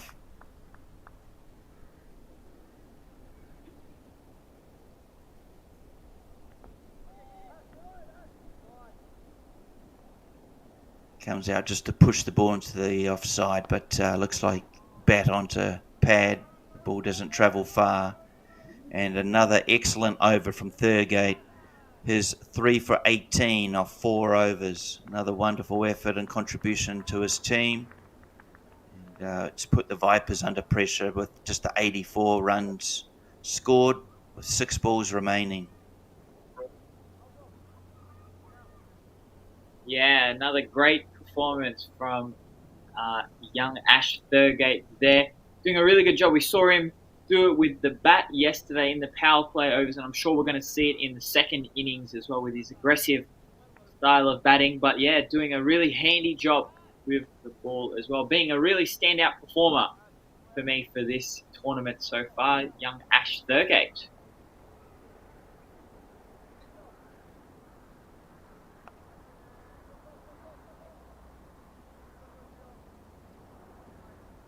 Looks like we're going to have the captain, Cato Stafford, coming on to bowl for the final over of the Vipers innings. Yes, 6 balls remaining. We know Cato Stafford loves to go for those Yorkers towards the end of the innings. I'm sure we might see it again here. Just starts with a short one down the leg side. Pick up a wide run there.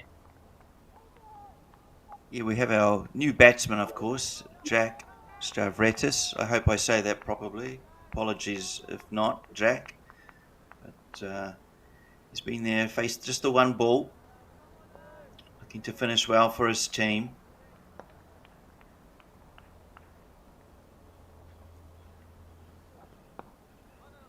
And a good ball from Cato Stafford.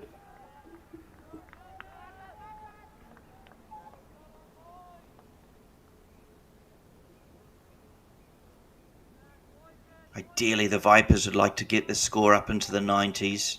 The final over, just 5 balls remaining. One off the over so far. Yeah. Yes, if Stavridis can manage to work this single round, get some bat on ball, get the in-batsman Natarajan on strike, just as he does there. Good batting there from Jack. Well done, rotating the strike. Yeah, as we see Natarajan back on strike here with 4 balls remaining in their innings. They can get a boundary somewhere amongst those 4 balls. I think they've got a score that they can definitely defend here with a few kind of demons in the wicket. It's Definitely a competitive score.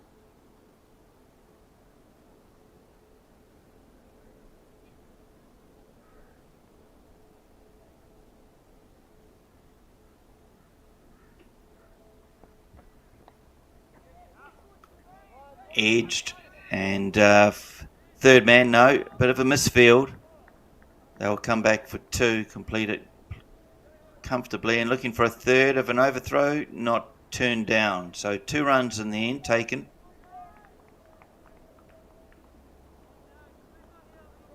We don't see too many errors in the field from the Turtles. They've been very good over their 3 games. Yeah, they'll win it. They'll want to finish their innings strong here. The Turtles have done well right up until now. Close it out. They deserve a good finish here. 9 wickets down. Takes all the pace off it, does Kato Stafford, and just played behind point for another run. Got a different angle from our cameraman for this over, behind the batter.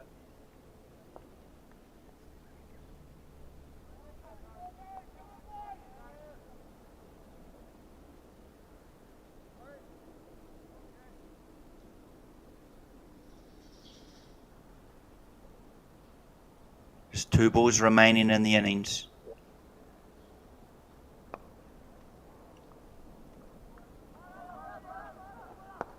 Jack on stride, and he just plays it out to mid-off. Scampers through for a quick single. And does well getting perhaps the more set batsman on strike for the final ball of the innings. How would they dearly love for a maximum? Ranjan has batted well though, is 14 from 10. Final ball of the innings from Kazuma Kato Stafford, bowling from the mountain end.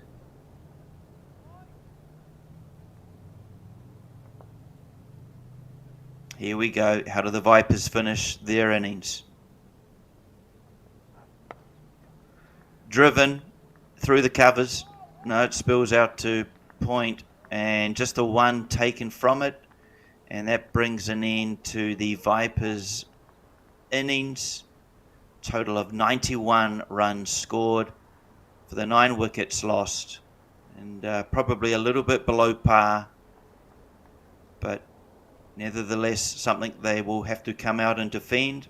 There have been some demons in the wicket, especially early on. I will leave final comments to you, Ben.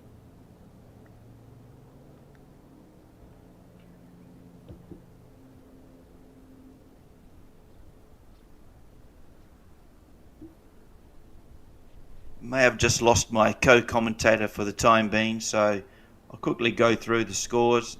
91 runs, as I mentioned, scored by the Vipers. Kazumasa Hiratsuka started well with 17, got his team off to not a bad start, but from there it was regular wickets that fell.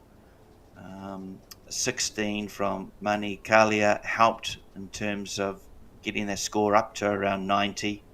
And Manav Natharanjan with his 15 towards the end also.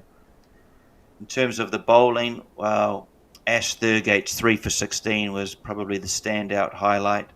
He, alongside fellow spinner Jake Kasuda Naran, his 2 for 9. The 5 wickets between the spinners really did the damage through the middle order for the Vipers. Regular wickets meant that they couldn't really build partnerships and post a score up around 120 or 130. Lookman and Kato Stafford also bowled well without reward, but in the end 91 runs scored, so the Vipers will be coming out in around 9 minutes time to defend that. I hope you join us then.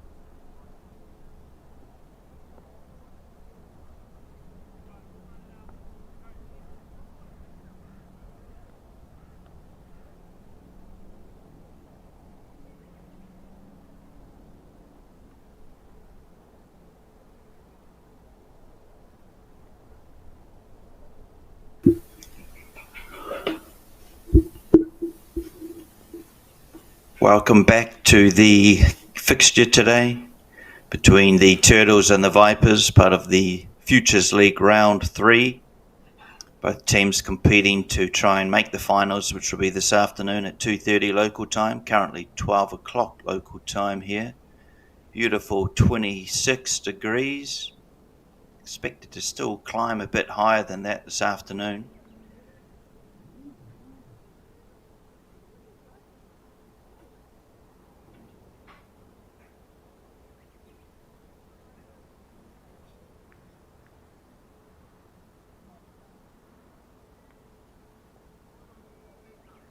The first innings didn't go as the Vipers had planned on setting perhaps a pass score of around 120, 130.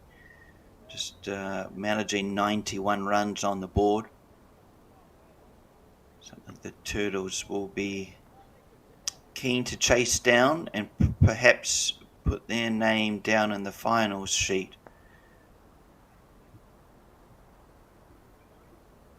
Looks like Kazumasa Hiratsuka will be opening up for the Vipers from the school end. You all know this ground very well. Played all his cricket around these grounds. First ball of the innings for the Turtles and their chase. And it's a wide one from Kazumasa and covered by third man, but a loosener.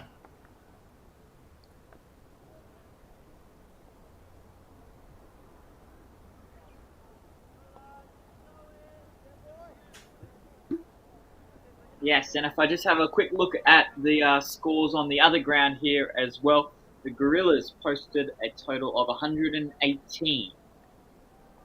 So they're in a nice, strong position as well.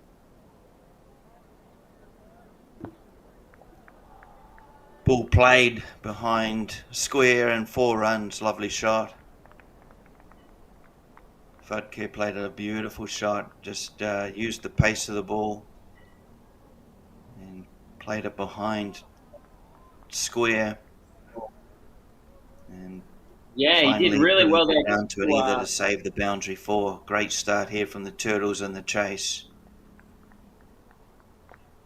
Yeah, just did really well there to get some bat on the ball and raced away for a nice start off his first ball of the innings.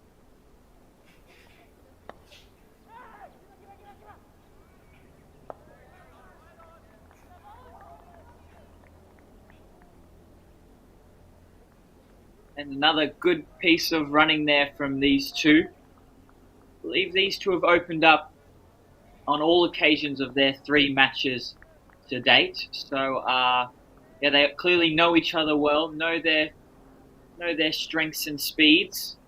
Yeah, good batting. Now, we saw Thurgate yesterday go hard early on, as he does so there, but he top edges this one. Cover gets under it and takes a good catch.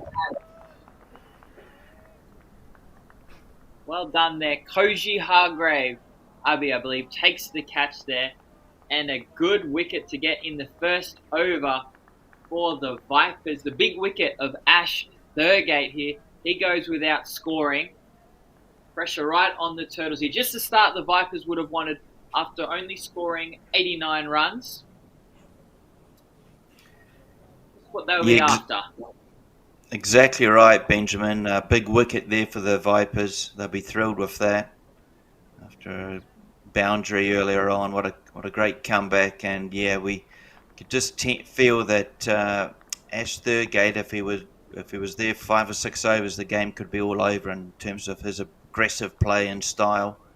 So a big wicket there for the Vipers.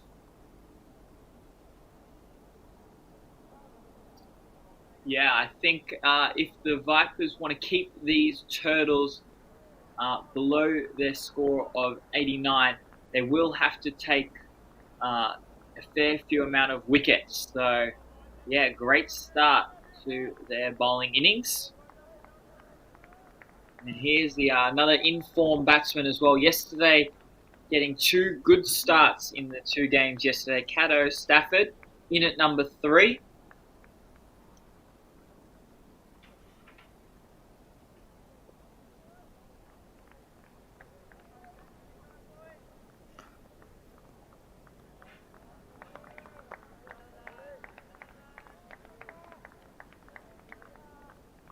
Yeah, another See a couple nice- of, sorry, Benjamin, a couple of strong batsmen here in both Kato Stafford and Fadke. In terms of runs scored in the first day, Kazuma sits in second place. Lachlan Yamamoto Lake leading the runs being scored.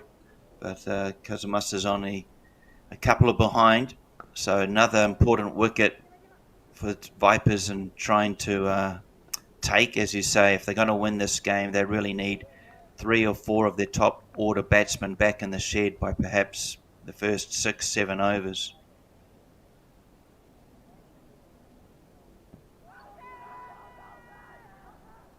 Yes, and if we look at the other field as well, the Gorillas managed to score 118.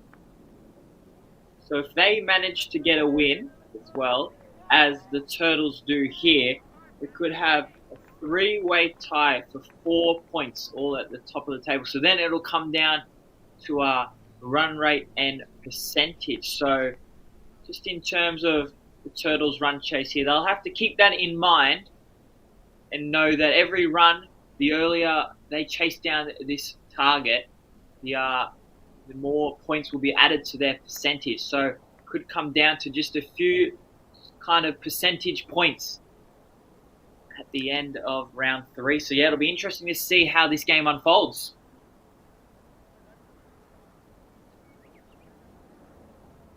You're exactly right, Benjamin. It's crucial that if the Vipers are on the losing end in this game, they push the Turtles to as deep in the game as possible. If they can push them to the 19th over, then perhaps through run rate they will skip through to the final. But all games going on meaning something. Here we see Hins bowling from the school end here. Yeah, it's good to see. This is one of our Japan national spin bowlers. Big appeal. Oh.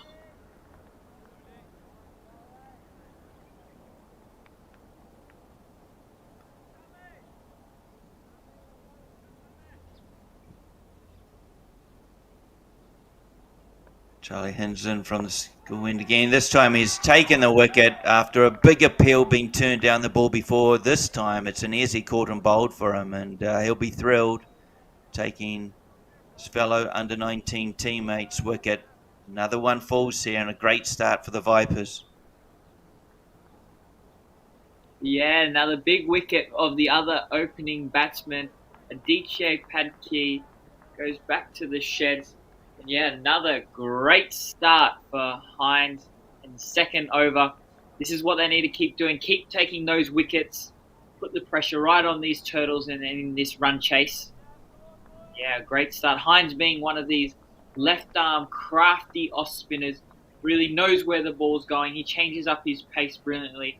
And he looks like he's getting a lot of drift there with those first couple of balls. So drifting it into the right-hand batsman and a nice caught and bowled there. And yeah, Hines being one of these players that is going to feature in the JPL next week and the men's national team coming up in a few weeks' time as well. So great little spinner. Yeah, good to see him live and in action today.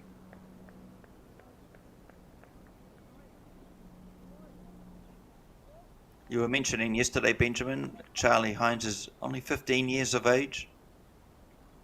Yes, that's correct. Very young.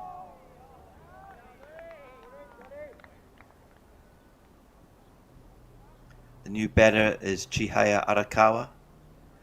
Plays a lot of cricket here in Sano, plays for the Sano club. Another teammate of Charlie Hins in terms of the under-19 squad that toured to countries last year, so they know each other well, would have practiced alongside each other. Good contest. And what a delicious over that's been for Charlie Hins. What a great start he's given his team. 1 wicket and wicket maiden. Yeah, can't ask for much more than that. Great start from the captain, Hines.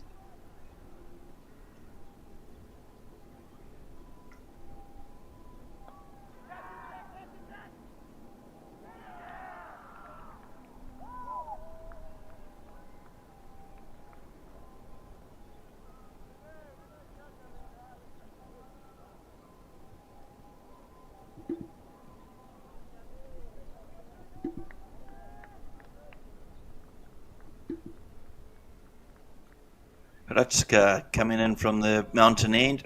Just Kato Stafford off the back foot. Tries to drive him, but doesn't, miss times a little for no run.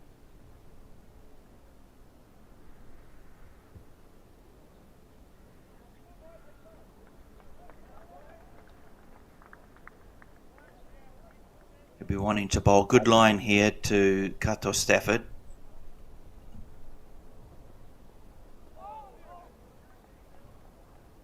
This one ruled as a wide, is it? Just rolled his fingers across it, I think, Hrutska. Yeah, Kato Stafford yesterday, he likes to start off his innings by feeling bad on ball, knocking the ball around, and he's a hard runner. He loves to look for these singles early on. It's good to see the Vipers are aware of that. They've got the short cover in place to try and negate that quick single he loves to look for. Yeah, good bowling from Hiratsuka. That's the line you mentioned there, that off stump line. Nothing too wide. He does like to play the cut shot.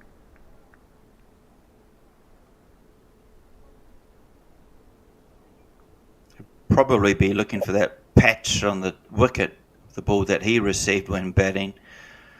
The one that just died and took out his stumps when he was batting, Hrutska. Turned onto the onside, turned square, and goes all the way for 4 runs. Lovely shot there from Kato Stafford. Yeah, just getting a little bit too straight there, bowled onto the legs of Kato Stafford. And yeah, just great hands. Didn't try to hit the ball too hard. Just watched it nicely onto his bat. And yeah, great placement there. Runs away for 4 runs.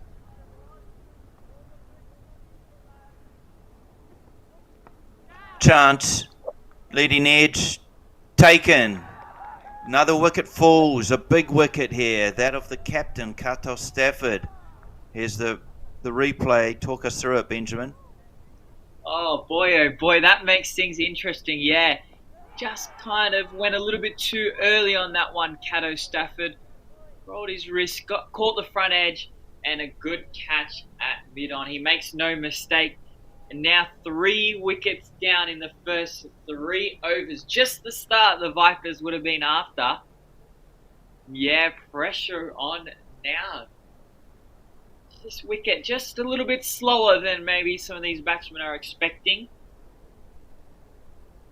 Yeah, good bowling. 2 wickets. Yeah, we've talked how quickly a game can change, and after the 2 big wickets, especially that of Thurgate and Kato Stafford, 2 aggressive, powerful batters, and the Vipers will feel they're back in this game after perhaps a little bit of a disappointing first half and setting a score over 100. Back live, Hrutska looking for a third. Strays down leg side for a wide called. He's got his tail up here at Suko. A little bit more pace on that one, and yeah, we saw a good bounce there. Love to see when a fast bowler's got their tail up, kind of wind behind their back, looking to bowl fast. Good bowling.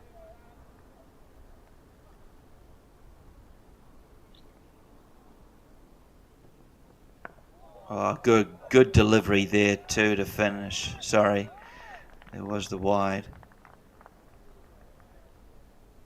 Yeah, on the money. That's great bowling. Of course, we see Montgomery hinge to the wicket for the Turtles. Could make for an interesting over if Charlie continues. He might be able to get some payback. His younger brother taking his wicket in the first innings.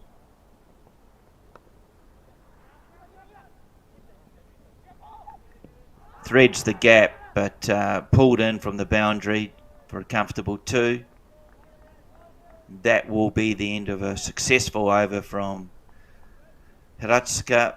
His 2 wickets, 2 for 17, but 2 very important wickets in terms of the Vipers wanting to keep the Turtles from finishing this game in the first 6 overs and their aggressive intent. So game on. And here we go. This is the matchup we wanted to see again. The brother on brother, but the roles have switched now. So Charlie Hines bowling Yeah, maybe to get some of that revenge he so desperately might want. As you said in the first innings, Benjamin, probably a scenario that's been played out many a time in the backyard.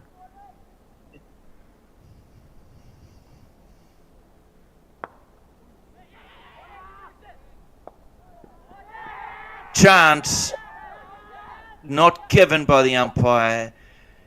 Very confident appeal, and Charlie Hin's very excited about the result of that direct hit. His brother Montgomery drove him off the back foot and called early and took a single. Will we see a replay? Perhaps not, but close call there. Good fielding. Yeah, that's the fielding. That's the standard that the Vipers will want there in the field. Pressure on these batsmen and a good direct hit.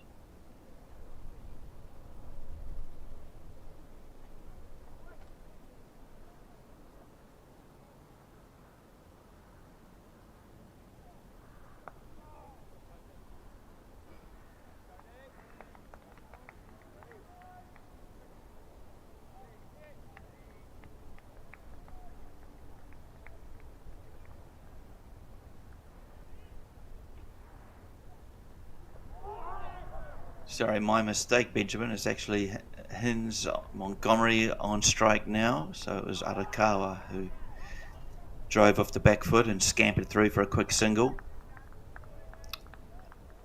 Yeah, that last ball just stayed a little bit low there. Chance again. Close chance there of another run out. Yeah, these Vipers they're alert in the field, they're ready, and we know with the target only being 92, so every run is going to count in this chase. It's a bit of an aggressive field set too for Charlie's bowling. Field in close, in from the 30-yard circle, many of the fielders. So good start, 1 for 1.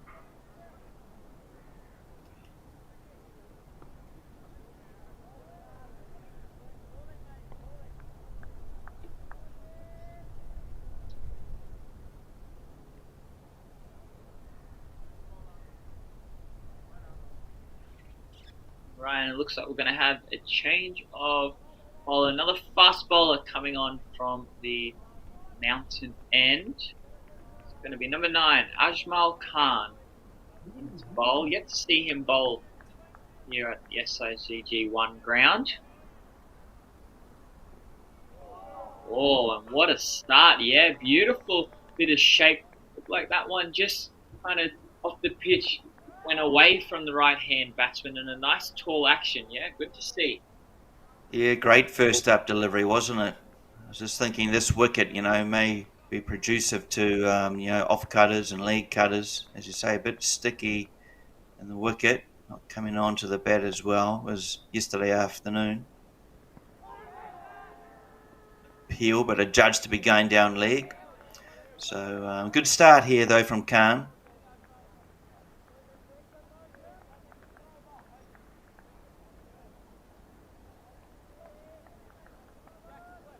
Yes, 2 good balls, not giving Hines much to work with there. Look to continue that throughout his first over.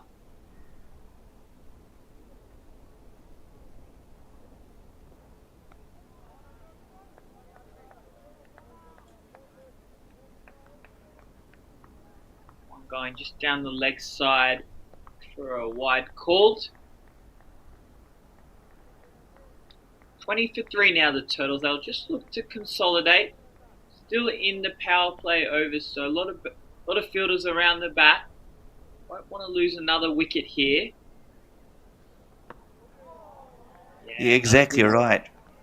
They certainly don't want to lose another wicket. There are 3 big wickets in the shed: Thurgate, Fudke and Kato Stafford. It's been a great start for the Vipers, and you almost feel the Turtles just need to reconsolidate here. Let's put together a partnership, even if it's 1s and 2s.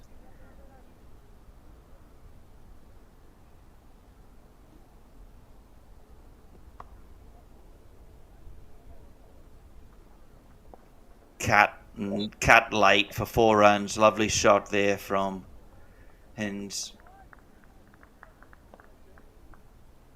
Yeah, just short and wide, and Hines there with a lovely cut shot. Just stood tall over the ball, got on top of the bounce. And yeah, beautiful shot. Runs down to that third man vacant region for 4 runs. That's what they'll want to do here. Just pick up on that loose ball.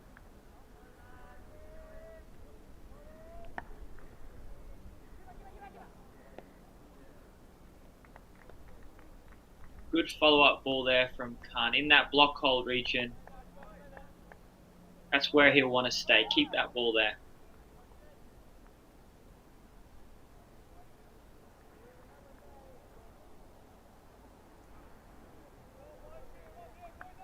So final ball here from Khan of his over. Arakawa on strike. And it's a good short ball. And at the stomach, but no run taken. Into the over. 1 over remaining in the power play. Currently the Turtles at 25 for 3.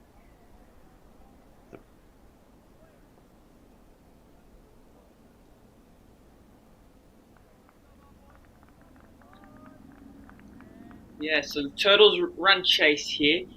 Run rate won't be their problem here. We've only 67 to get from 90 balls, but it's the wickets they'll be most worried about. 3 wickets lost so far. Looks like we have Koji Hargrave Artbear coming in for a bowl. The bowler's off spin. They would have you seen much of his off spin bowling before, Garth? No, not really. No, more of his batting. I think he was used perhaps for 1 or 2 overs on the tours last year for the under-19s. He won't be happy with the first delivery, but his primary role in the Japan squad is for his batting. But he's done a fair bit for his college, though, his first 11.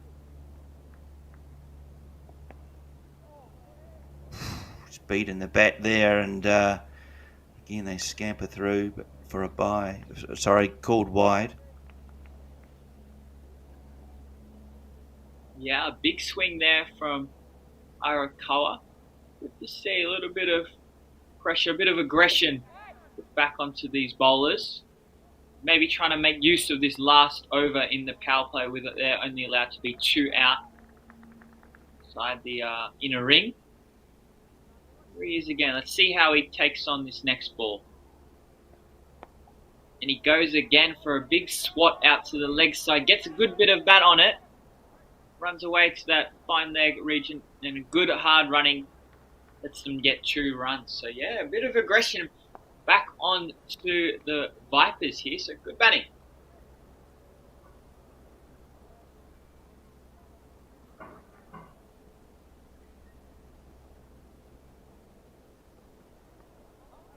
Arakawa goes to pull, but unable to.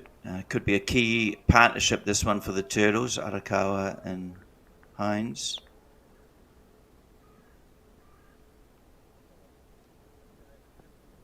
Uses his feet to come down the wicket. Doesn't go far, and direct hit is gone. And wow, bit of a bad decision made there from Chihaya. We'll pick it up in the Futures League replay, but I want to say that to hit it, pretty much travelled back to the bowler, just easily returned it. Direct hit. If not, the keeper was there to take the stumps off anyway, but we may get a replay up. Yeah, there probably just wasn't a single on that one. I think he was trying to work that into the leg side a little bit more than he would have wanted. But yeah, just a quick pick up and a good underarm throw. Sees him short of his crease. That's the run out that the Vipers would have been looking for. We saw the Turtles get it in their fielding innings as well. A nice bit of fielding there.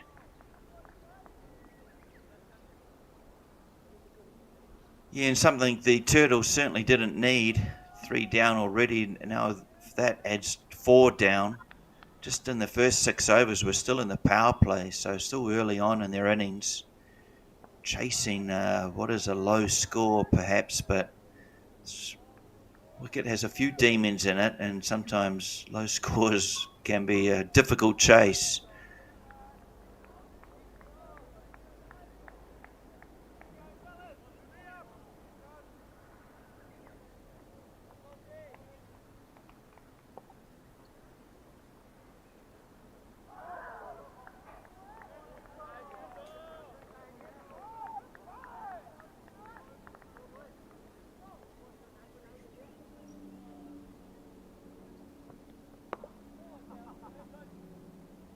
Bit hesitant to take the run there. It was a bit of a hesitation between the two, but they comfortably passed for a single. Brings Hinds back on strike, set batsman.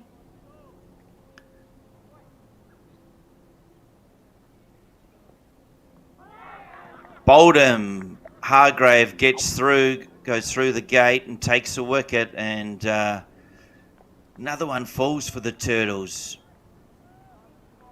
Yeah, another wicket in the power play, so 5 wickets down. They're not what the Turtles would have been after. Yeah, pressure on these Turtles now. It's going to be up to this middle and lower order batsman to get the remaining 60 runs here.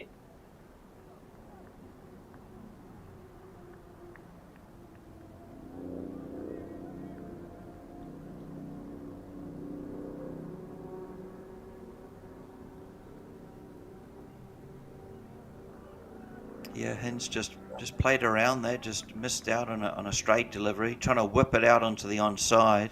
Perhaps playing straight to the ball would have been a better option, but nevertheless, a wicket for the Vipers keeps them on top.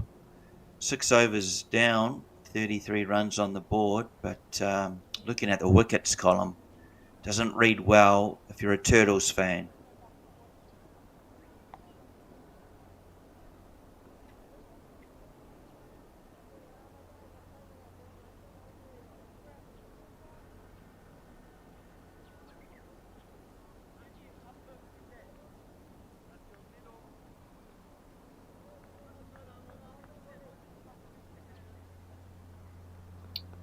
So 2 new batsmen here at the crease. Won't want to lose another wicket here for the next at least couple of overs, so they'll want to play conservative, play safely along the ground. Yeah, good start there, left that ball alone.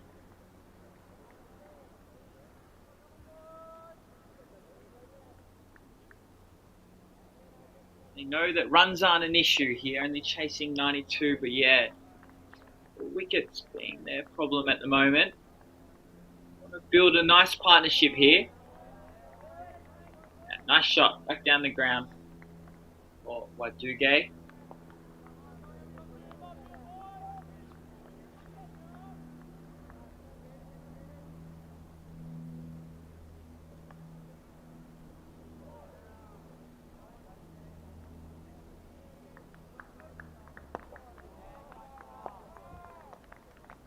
Quite similar, Benjamin, in terms of how the Vipers innings went. They lost some of their big key wickets early on in the game and lost wickets through regular intervals, but there were partnerships. Mani Kalia and Manaev Natarajan both scored around 15 each. They sort of kept up an end and kept scoring runs, and in the end took them through to their 20 overs allotment, which the Turtles can bat 20 overs, you never know.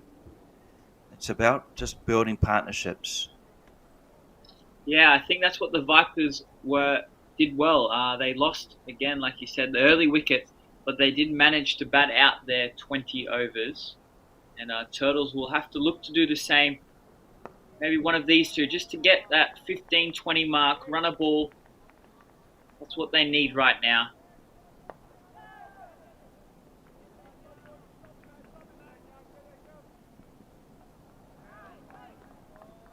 Runs required, still sit below that 5 or on that 5 mark, so that's achievable as long as you just create partnerships. That spills out to short third man who has a shy, and that's the last thing they need, the Turtles, is a run out. But Vipers have their tails up here, 5 down. They'll be feeling they're back in control of this game.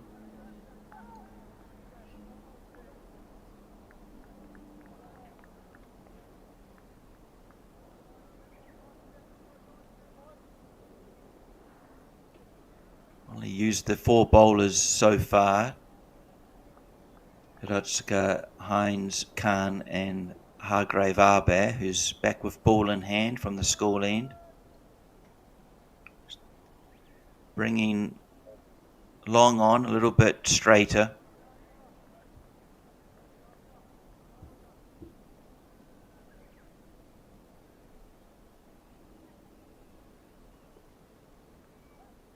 Turns, beats the bat and ends up wide, sort of pitched it, probably 4th stump, if not off stump, but the turn turned it into a wide, so it's getting good results off the pitch here as Hargrave Arbair.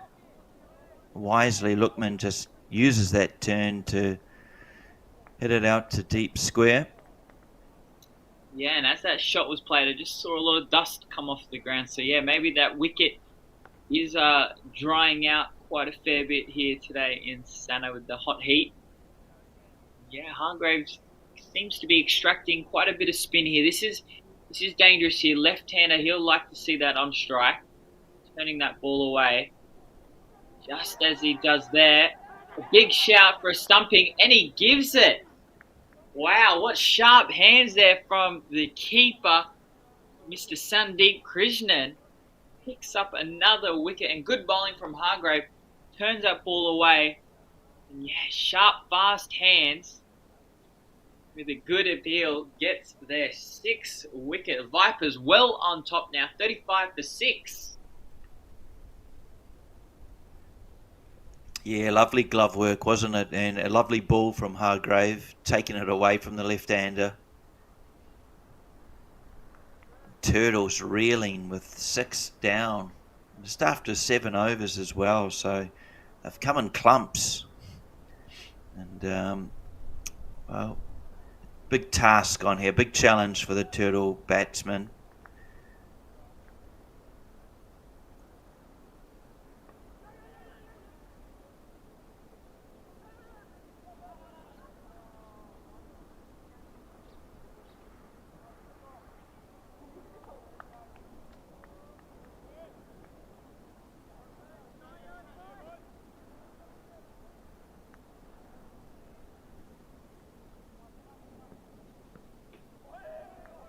Now just bringing in their fielders now. You know the pressure's right on these Turtles now. Trying to close off that single, not let them get off strike, and another beautiful ball, much the same as the last one. Turning away from the left-hand batsman. Yeah, there's plenty of spin still out there on that wicket.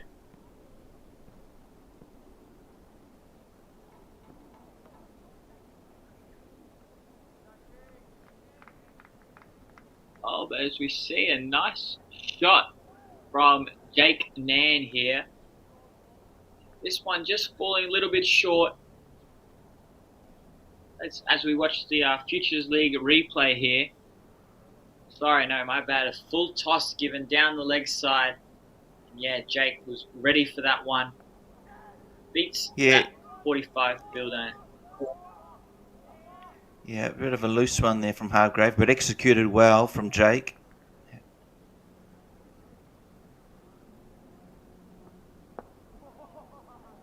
This time he just watchfully defends to a short mid-wicket. Quite close in there in the eye line there of the batters. This one pushed through quicker from Hargrave and driven beautifully. Sorry. I'm just seeing if a single was taken there or not. But the over comes to the end. 8 down, 43 for 6.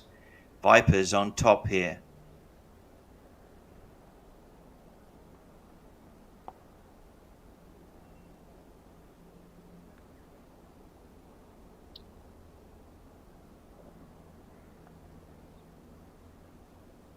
Alright, so we're going to see the fifth bowler into the bowling attack.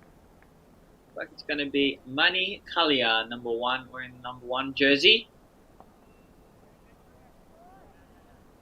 Right arm seamer here.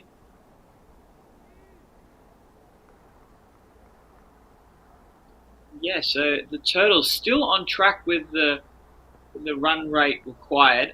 They've moved up around that 40 mark, but still plenty of overs left, so it's not their worry here. If they can manage to just get through a few overs without losing any wickets,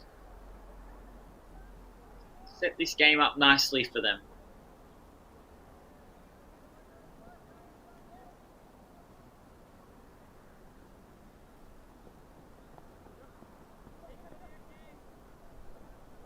Nice easy action from Kalia.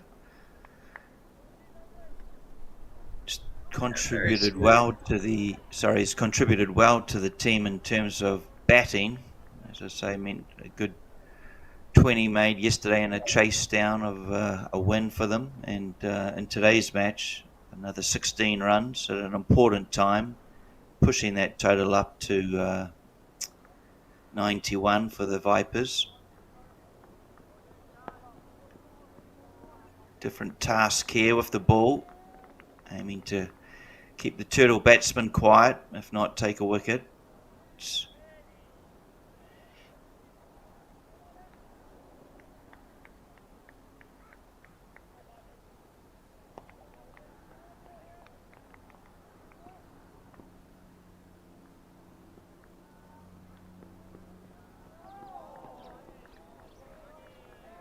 Good leave there from Jake.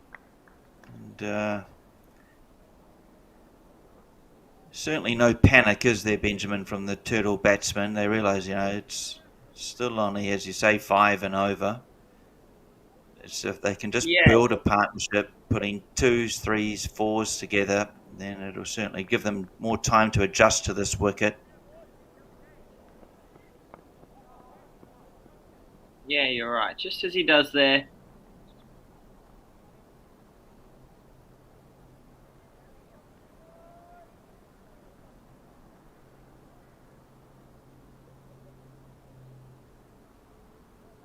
Kalia, a really nice action here, very smooth. Seems to know where he wants the ball to go.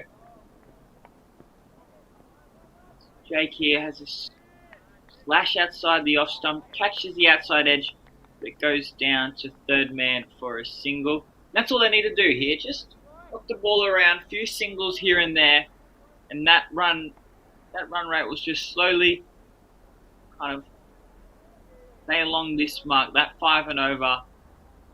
Yeah, you'll see their runs slowly creep up to this target.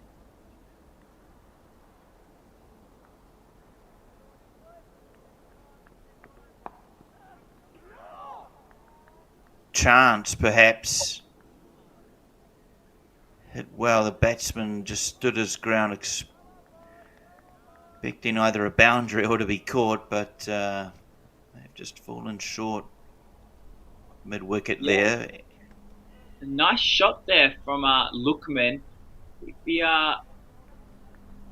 just missed out there. Either side of that fielder, to the left or right, a couple meters, I think, would have sailed for 4 runs. He did hit that ball with some good connection. Yeah, just missed out on the placement there. I think we may have here leg spin bowler coming on. It is Manav Natarajan.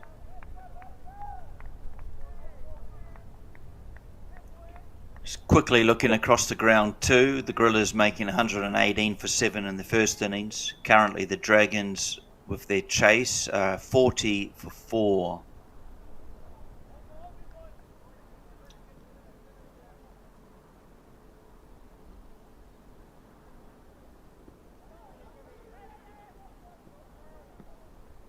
Right, so possibly the Gorillas on top over there as well. Okay. You see Manav Natarajan start off with a full toss. Jake works that to mid-off for a single.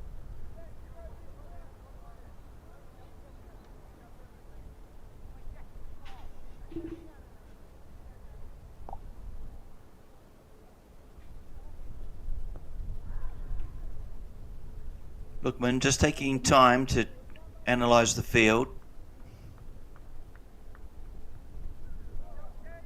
Goes to cut, misses out, but the ball beats both batter and keeper to taken, and adjudged to no. Were buys. Beat everything.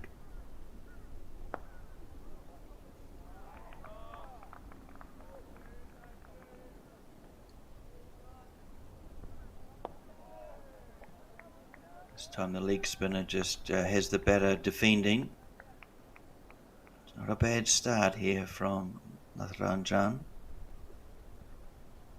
Pivotal point in the game. This time beats the batsman. This is encouraging for the Vipers. Yeah, good change of pace there. Just a little faster one. Just managed to sneak that pass through. And there, he sees he flights it up a little bit and he extracts a bit of spin out of the wicket. So we saw Jake Mann do it in the first innings, able to get a lot of leg spin out of this wicket. He drops that a little bit short. Is that misfielded? Yeah, possibly just beaten with a bit of spin off the ground, off the outfield. And Lookman manages to get that away for 4 runs.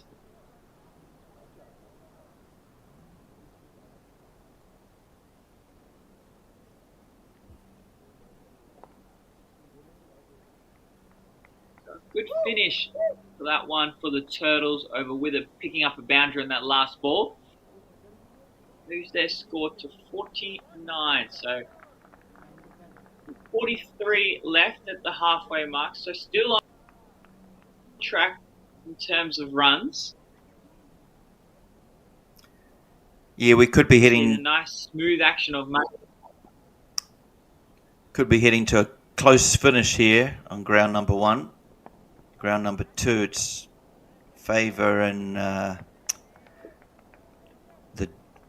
Gorillas' hands. So currently at this stage, with the finals this afternoon, we do have 3 teams vying for the 2 final spots. That are the 2 teams on show here, the Vipers and the Turtles.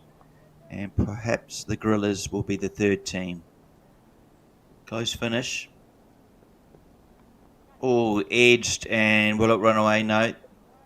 3rd man will come round and keep that to a single.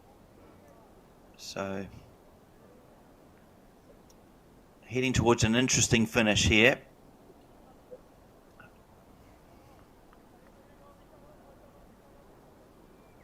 Yeah, these 2 have just been able to slow the stem of wickets for a couple overs, so they're doing their job well, these 2 batsmen.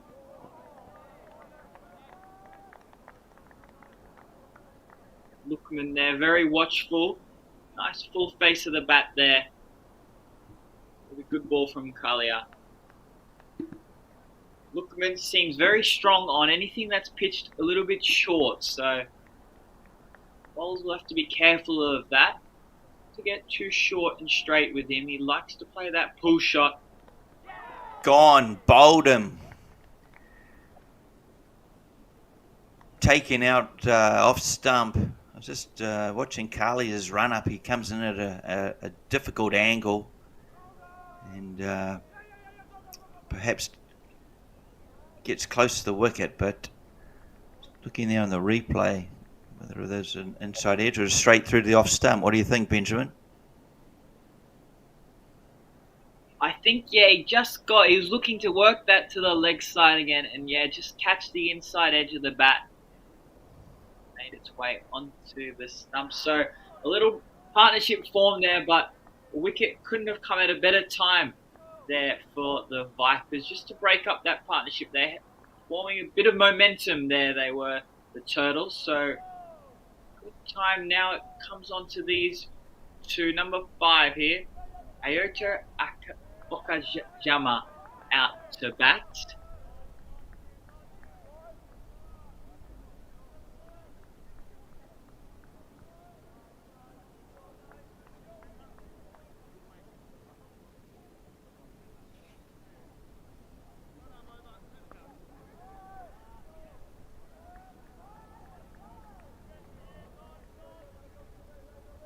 we didn't see Okajima play yesterday. He wasn't in the 11, but we saw him bowl earlier on for his team.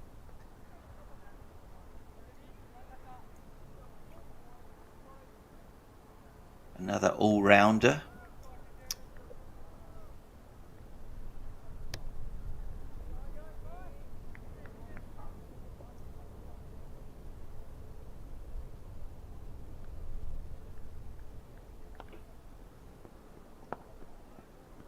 Lovely drive into the covers for no run, but good looking technique.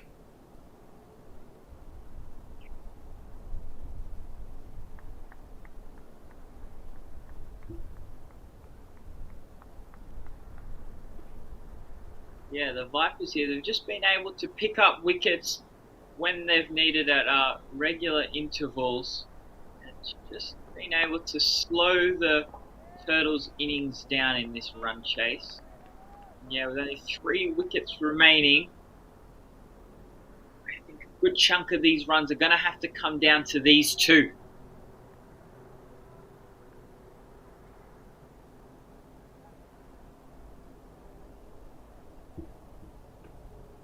Yeah, up to 27 degrees here now in Sano. No real breeze to speak of, so nice conditions. Quite warm. More comfortable here in the commentary box, but... Yes, I heard that in Sano here does get quite hot, possibly even pushing up to those high 30s in the middle of summer. It's certainly this is the nice time of the year. Yeah, that certainly does get hot through, especially through the August period. Of course, expected to be 30 today, and we're still in April.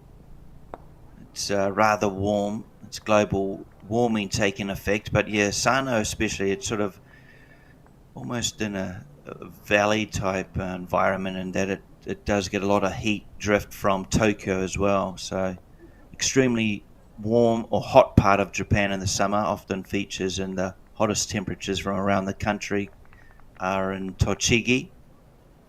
And as you say, it's not comfortable by any means enjoyable playing in 35 degree heat.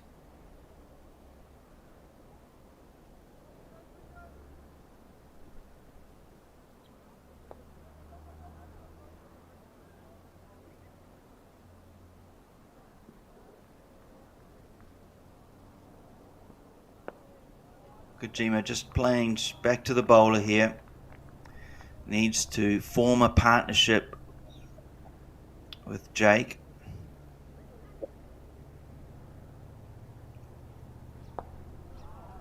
Goes to play out onto the onside, but just fielded in mid-wicket there, so...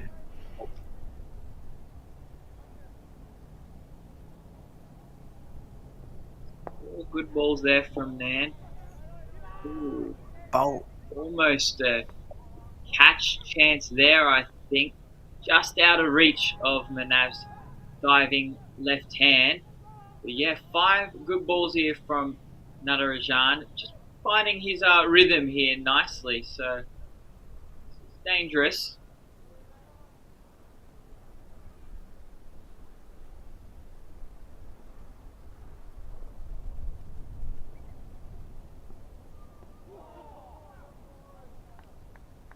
Yeah, good over Maiden.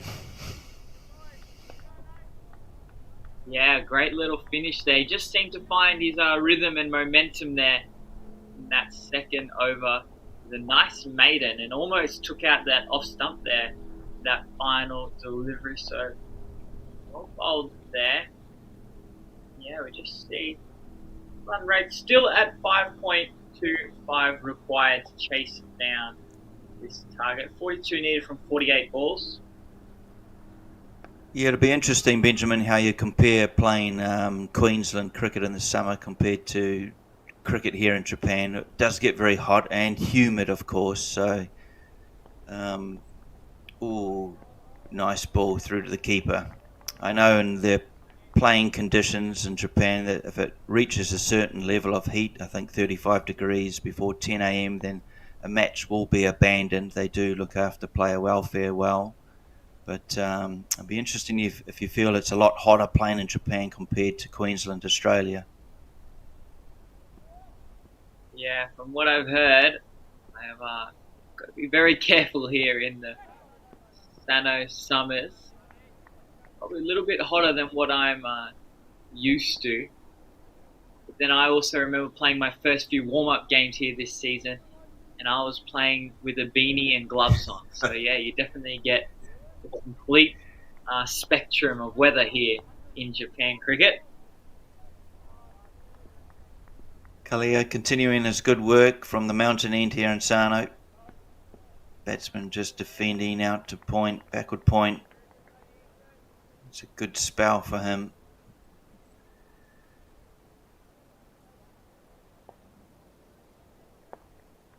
Yeah, captain here, Charlie Hines, has kept him on for a third over. I think he's deserved it. He's bowled 2 great overs, 1 for 4 so far. Yeah, well deserved. He's actually been using that bouncer quite nicely, which we haven't seen too much of here. Follows it up with another good ball. Knocks that out to the cover fielder, does Nan. Yeah, you're right. Not too many bounces we've seen over the past day and a half, really. So I remember a good short one from Stafford yesterday, but not too many in general.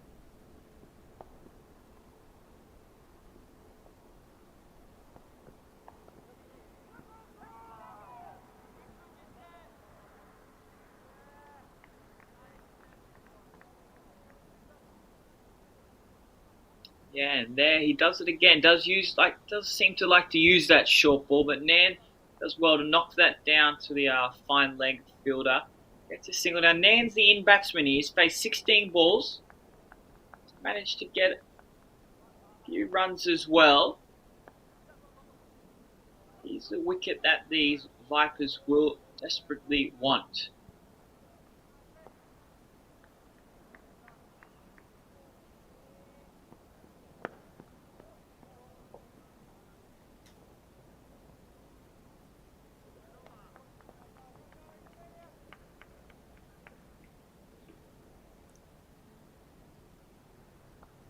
End of the over, and a good one for the Vipers. Kalia just his figures now, 3 overs bowled, 6 runs only been taken from him and his 1 wicket. So yeah, but you're right, Nan is almost Jake's got a big role here of responsibility, doesn't he? You feel his Turtles are a chance if he can just stay out there and guide these perhaps less experienced batsmen around him through to a score. The run rate's gone up now to over 5.5, but still well within reach. So about just taking this game, pushing it to as deep as possible, taking it to the last over. The Turtles will feel they still have a chance. Yeah, I think if Nan's able to stay out there for another 3 or 4 overs, we could see that target get quite within their range here, but they've brought on their main man here, Charlie Hines, back into the attack. Left arm off break bowler. Yeah, we know he loves to bowl that really tight line, very consistent with his line and length. Yeah, he's going to be hard to work around.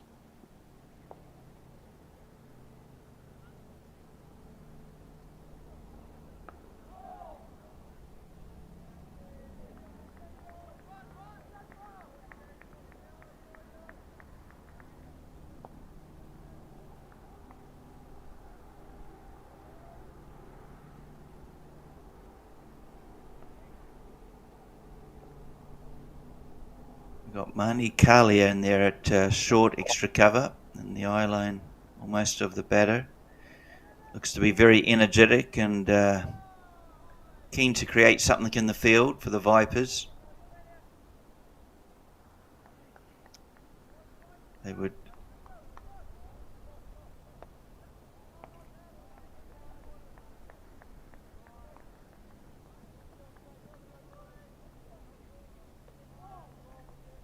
leaves this one alone. It's just inside the umpire's wide line. It's a regulation ball. Charlie Hines.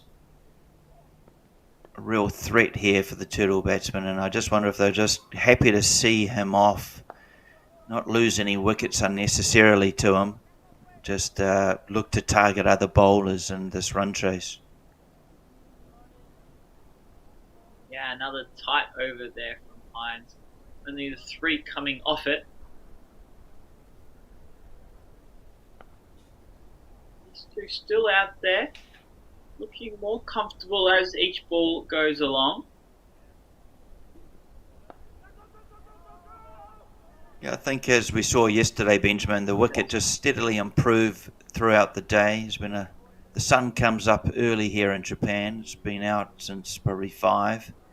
But the afternoon game, certainly we saw yesterday afternoon, the ball coming on better to the bat, more runs being scored.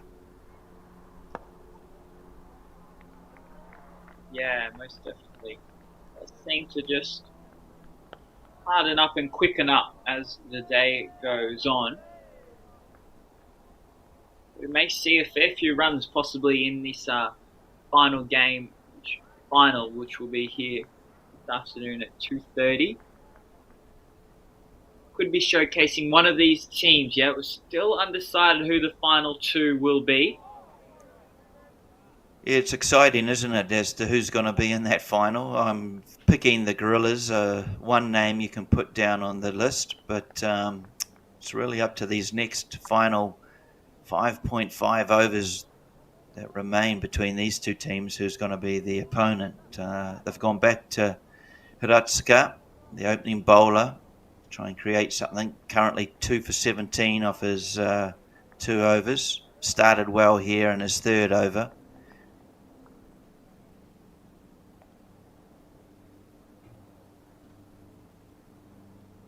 Yeah, he started off really well. 3 dot balls.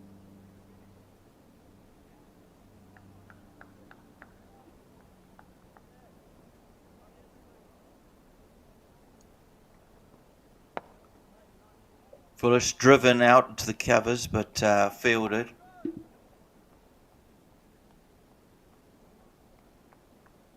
The Vipers, before the beginning of this round, had a healthier net run rate. They were 0.25, whereas the Turtles were 0.07. So if the Turtles were to get up into the final here, they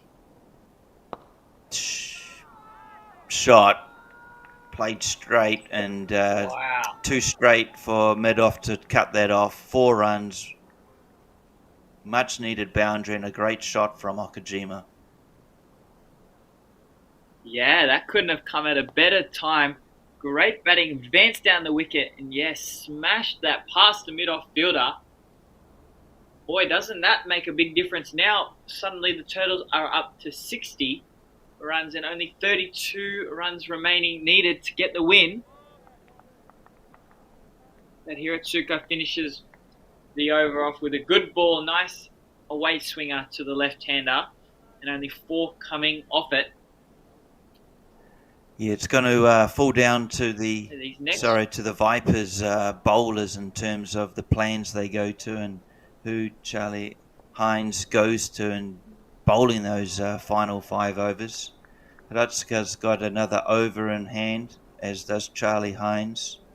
Ajmal Khan bowled well, he's got 2 overs remaining. You've got your spinner Koji Hargrave Arbe with 2 remaining. Kalia has 1 remaining. It'll be interesting to see how Hines manages the final 5 overs.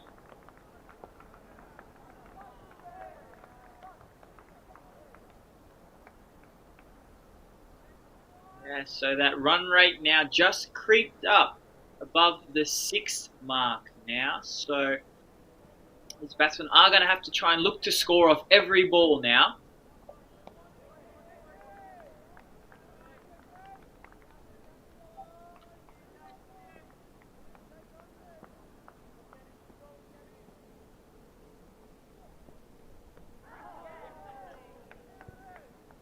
Yeah, bowled, gone.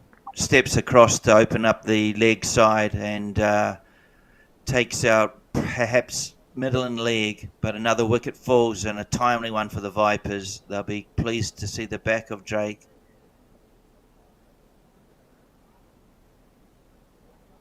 Yeah, big wicket there. Nan was the in batsman. He looked dangerous. I think he had the capability to hit a few quick boundaries, but that wicket come at a good time for the Vipers. That takes him to 8 wickets down now, so only 2 wickets remaining for the Turtles, and still quite a few runs to get. 32 is still required to chase down this target. Now I think the Vipers are on top. They can smell victory here. I think 2 wickets left.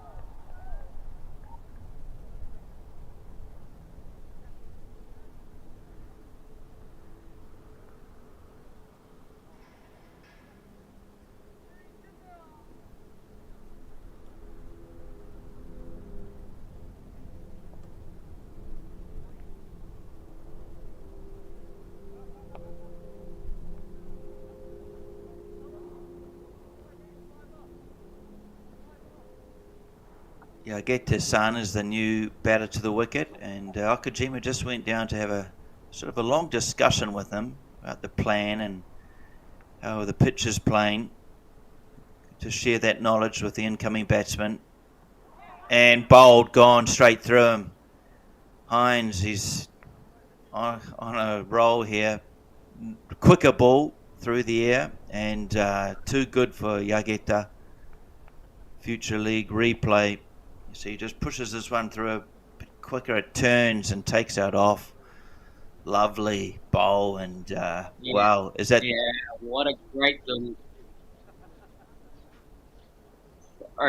was a great delivery. I think that one just drifted into the batsman, and then with the spin as well, beat the batsman. Yeah, great ball.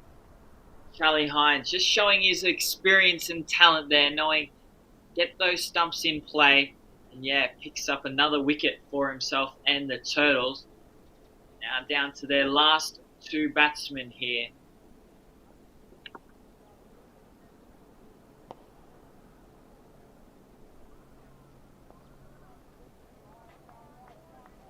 Incoming batsman is to be Aaron Regan. Please correct my pronunciation if I'm wrong there, Benjamin. I think you're all right there. Yes, the last 2 batsmen here. They can look to just survive. Charlie Hines being a very handy bowler here. If he can look to just survive these 2 balls, possibly target the other bowlers coming on, because this will be Hines' last over.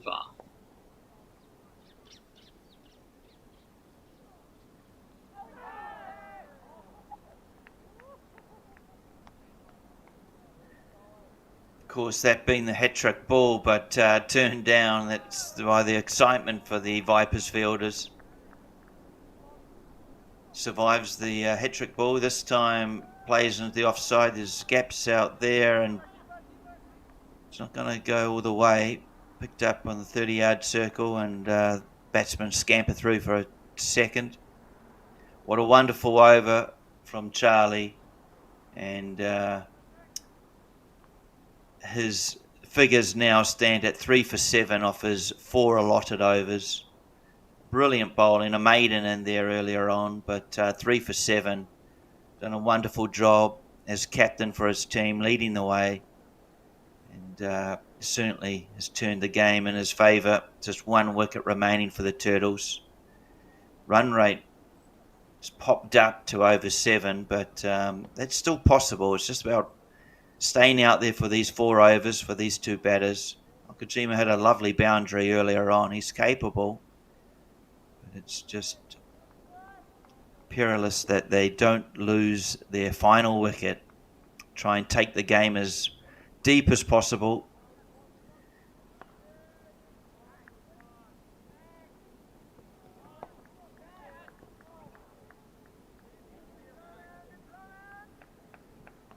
Looks like we've got a new bowler on bowl his first over. This is going to be Jack Stavretis here. Right arm bowler, right arm seam bowler. Yeah, got a good bit of bounce there, almost a catch. That mid-wicket fielder.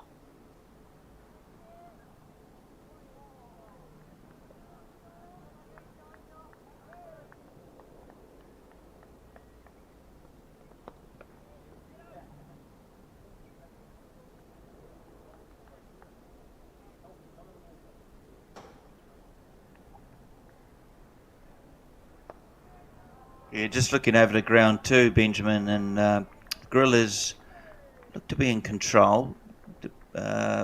Chasing 119 for victory. The Dragons are currently a 79 for 6. Still have over 5.5 overs remaining. Currently in there is Max Yonekawa Lin on 14 not out, alongside Hirotake Kakinuma on 4. So game's still live there.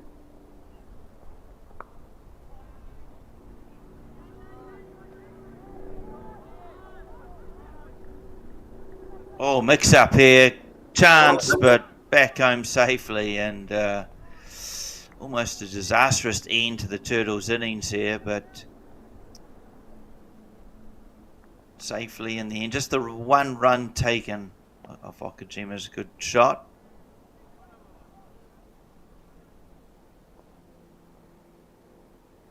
Yeah, so the Turtles here, they were looking for their final wicket here. Take this game away from the Turtles.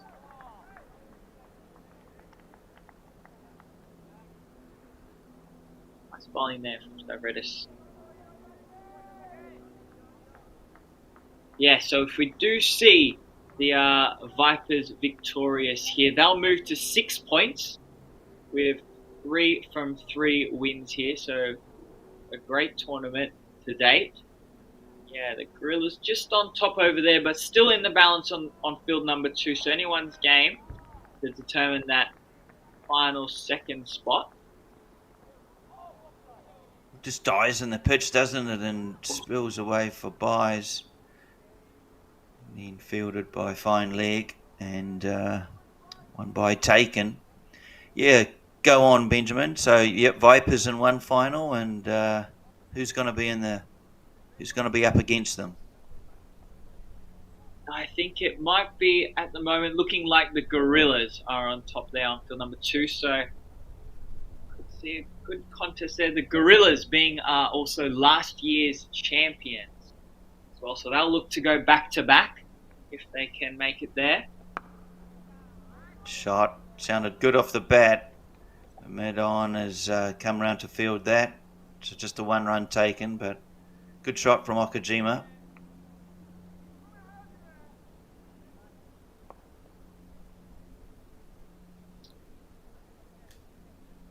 Alright, and we come down to our final 3 overs here for our match between the Turtles and the Vipers. 28 still required from 18 balls here. Yeah, looking across the ground too, we see Kakinuma. He's hit a 4 and a 6 to keep the Dragons' belief. They now are up to 88 for 6. So the stat, they pretty much need 31 off 4.5 overs. So going down to the wire that game on ground 2, which could affect the outcome of who actually is in the final between Gorillas or Turtles.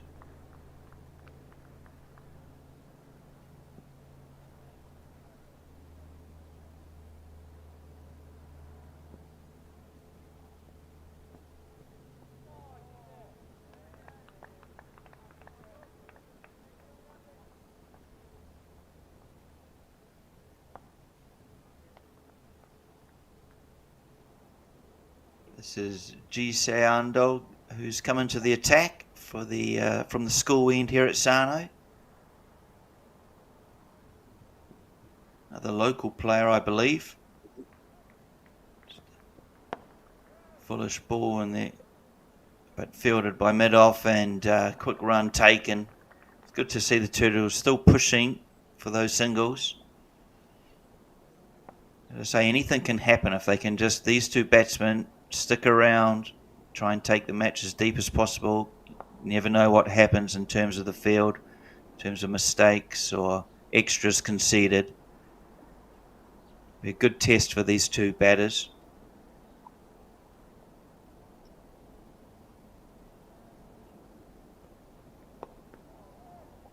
Strikes through the offside, gets a thickish. Probably doesn't go where he had hoped to execute it to, but still good enough for another run.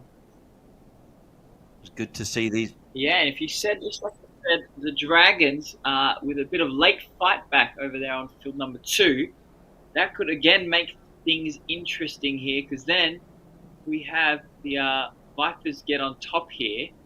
We have the Gorillas, Turtles, and the Dragons all finish on 2 points. Then it becomes a matter of that net run rate, like you mentioned. So yeah, every run here counts, every wicket here counts.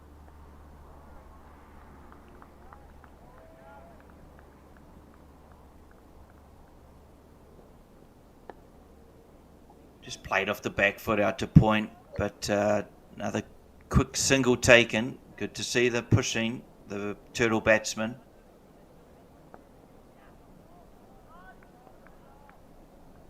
Five off the over with 2 balls remaining.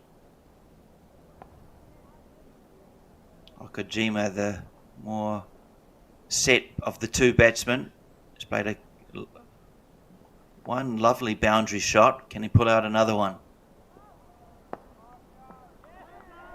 Chance for run out and gone. Oh. Well, how unfortunate is that? Played it lovely, straight shot, but bowler did well on getting a finger on it, and it reflected onto the stumps, and the non-striker, Regan, was run out, and that brings an end to the Turtles' chase, falling short. They were 23 runs short, and unfortunate way to lose their last wicket, but victory here to the Vipers. I'll leave final comments to my co-commentator Benjamin, but we certainly see the Vipers through to 1 spot in the final. We'll have to await the match on ground 2 to see who their opponents will be. But final thoughts from you, Benjamin? Yeah, so the Vipers batted first here and maybe thought they were a few runs short of what they might have intended or wanted to get. But their bowling and fielding proved to be the difference today, picking up 5 wickets, I believe, in the power play over. So that just proved to be the difference. A little bit too many wickets lost too early on for the Turtles to chase down this target. But yeah, good bowling all around from the Vipers. See them victorious and go 3 from 3 in the Futures League tournament. So they move and cement their top spot in the table. And then we'll wait to see the results of field number 2 to determine who's going to fill in that final spot for the grand final here, starting at 2:30, so just over an hour away. Excellent work. Thanks, Benjamin, for that summary. We will hopefully see our viewers in around just over an hour and 10 minutes away. Please do join us for the final. Otherwise, good afternoon.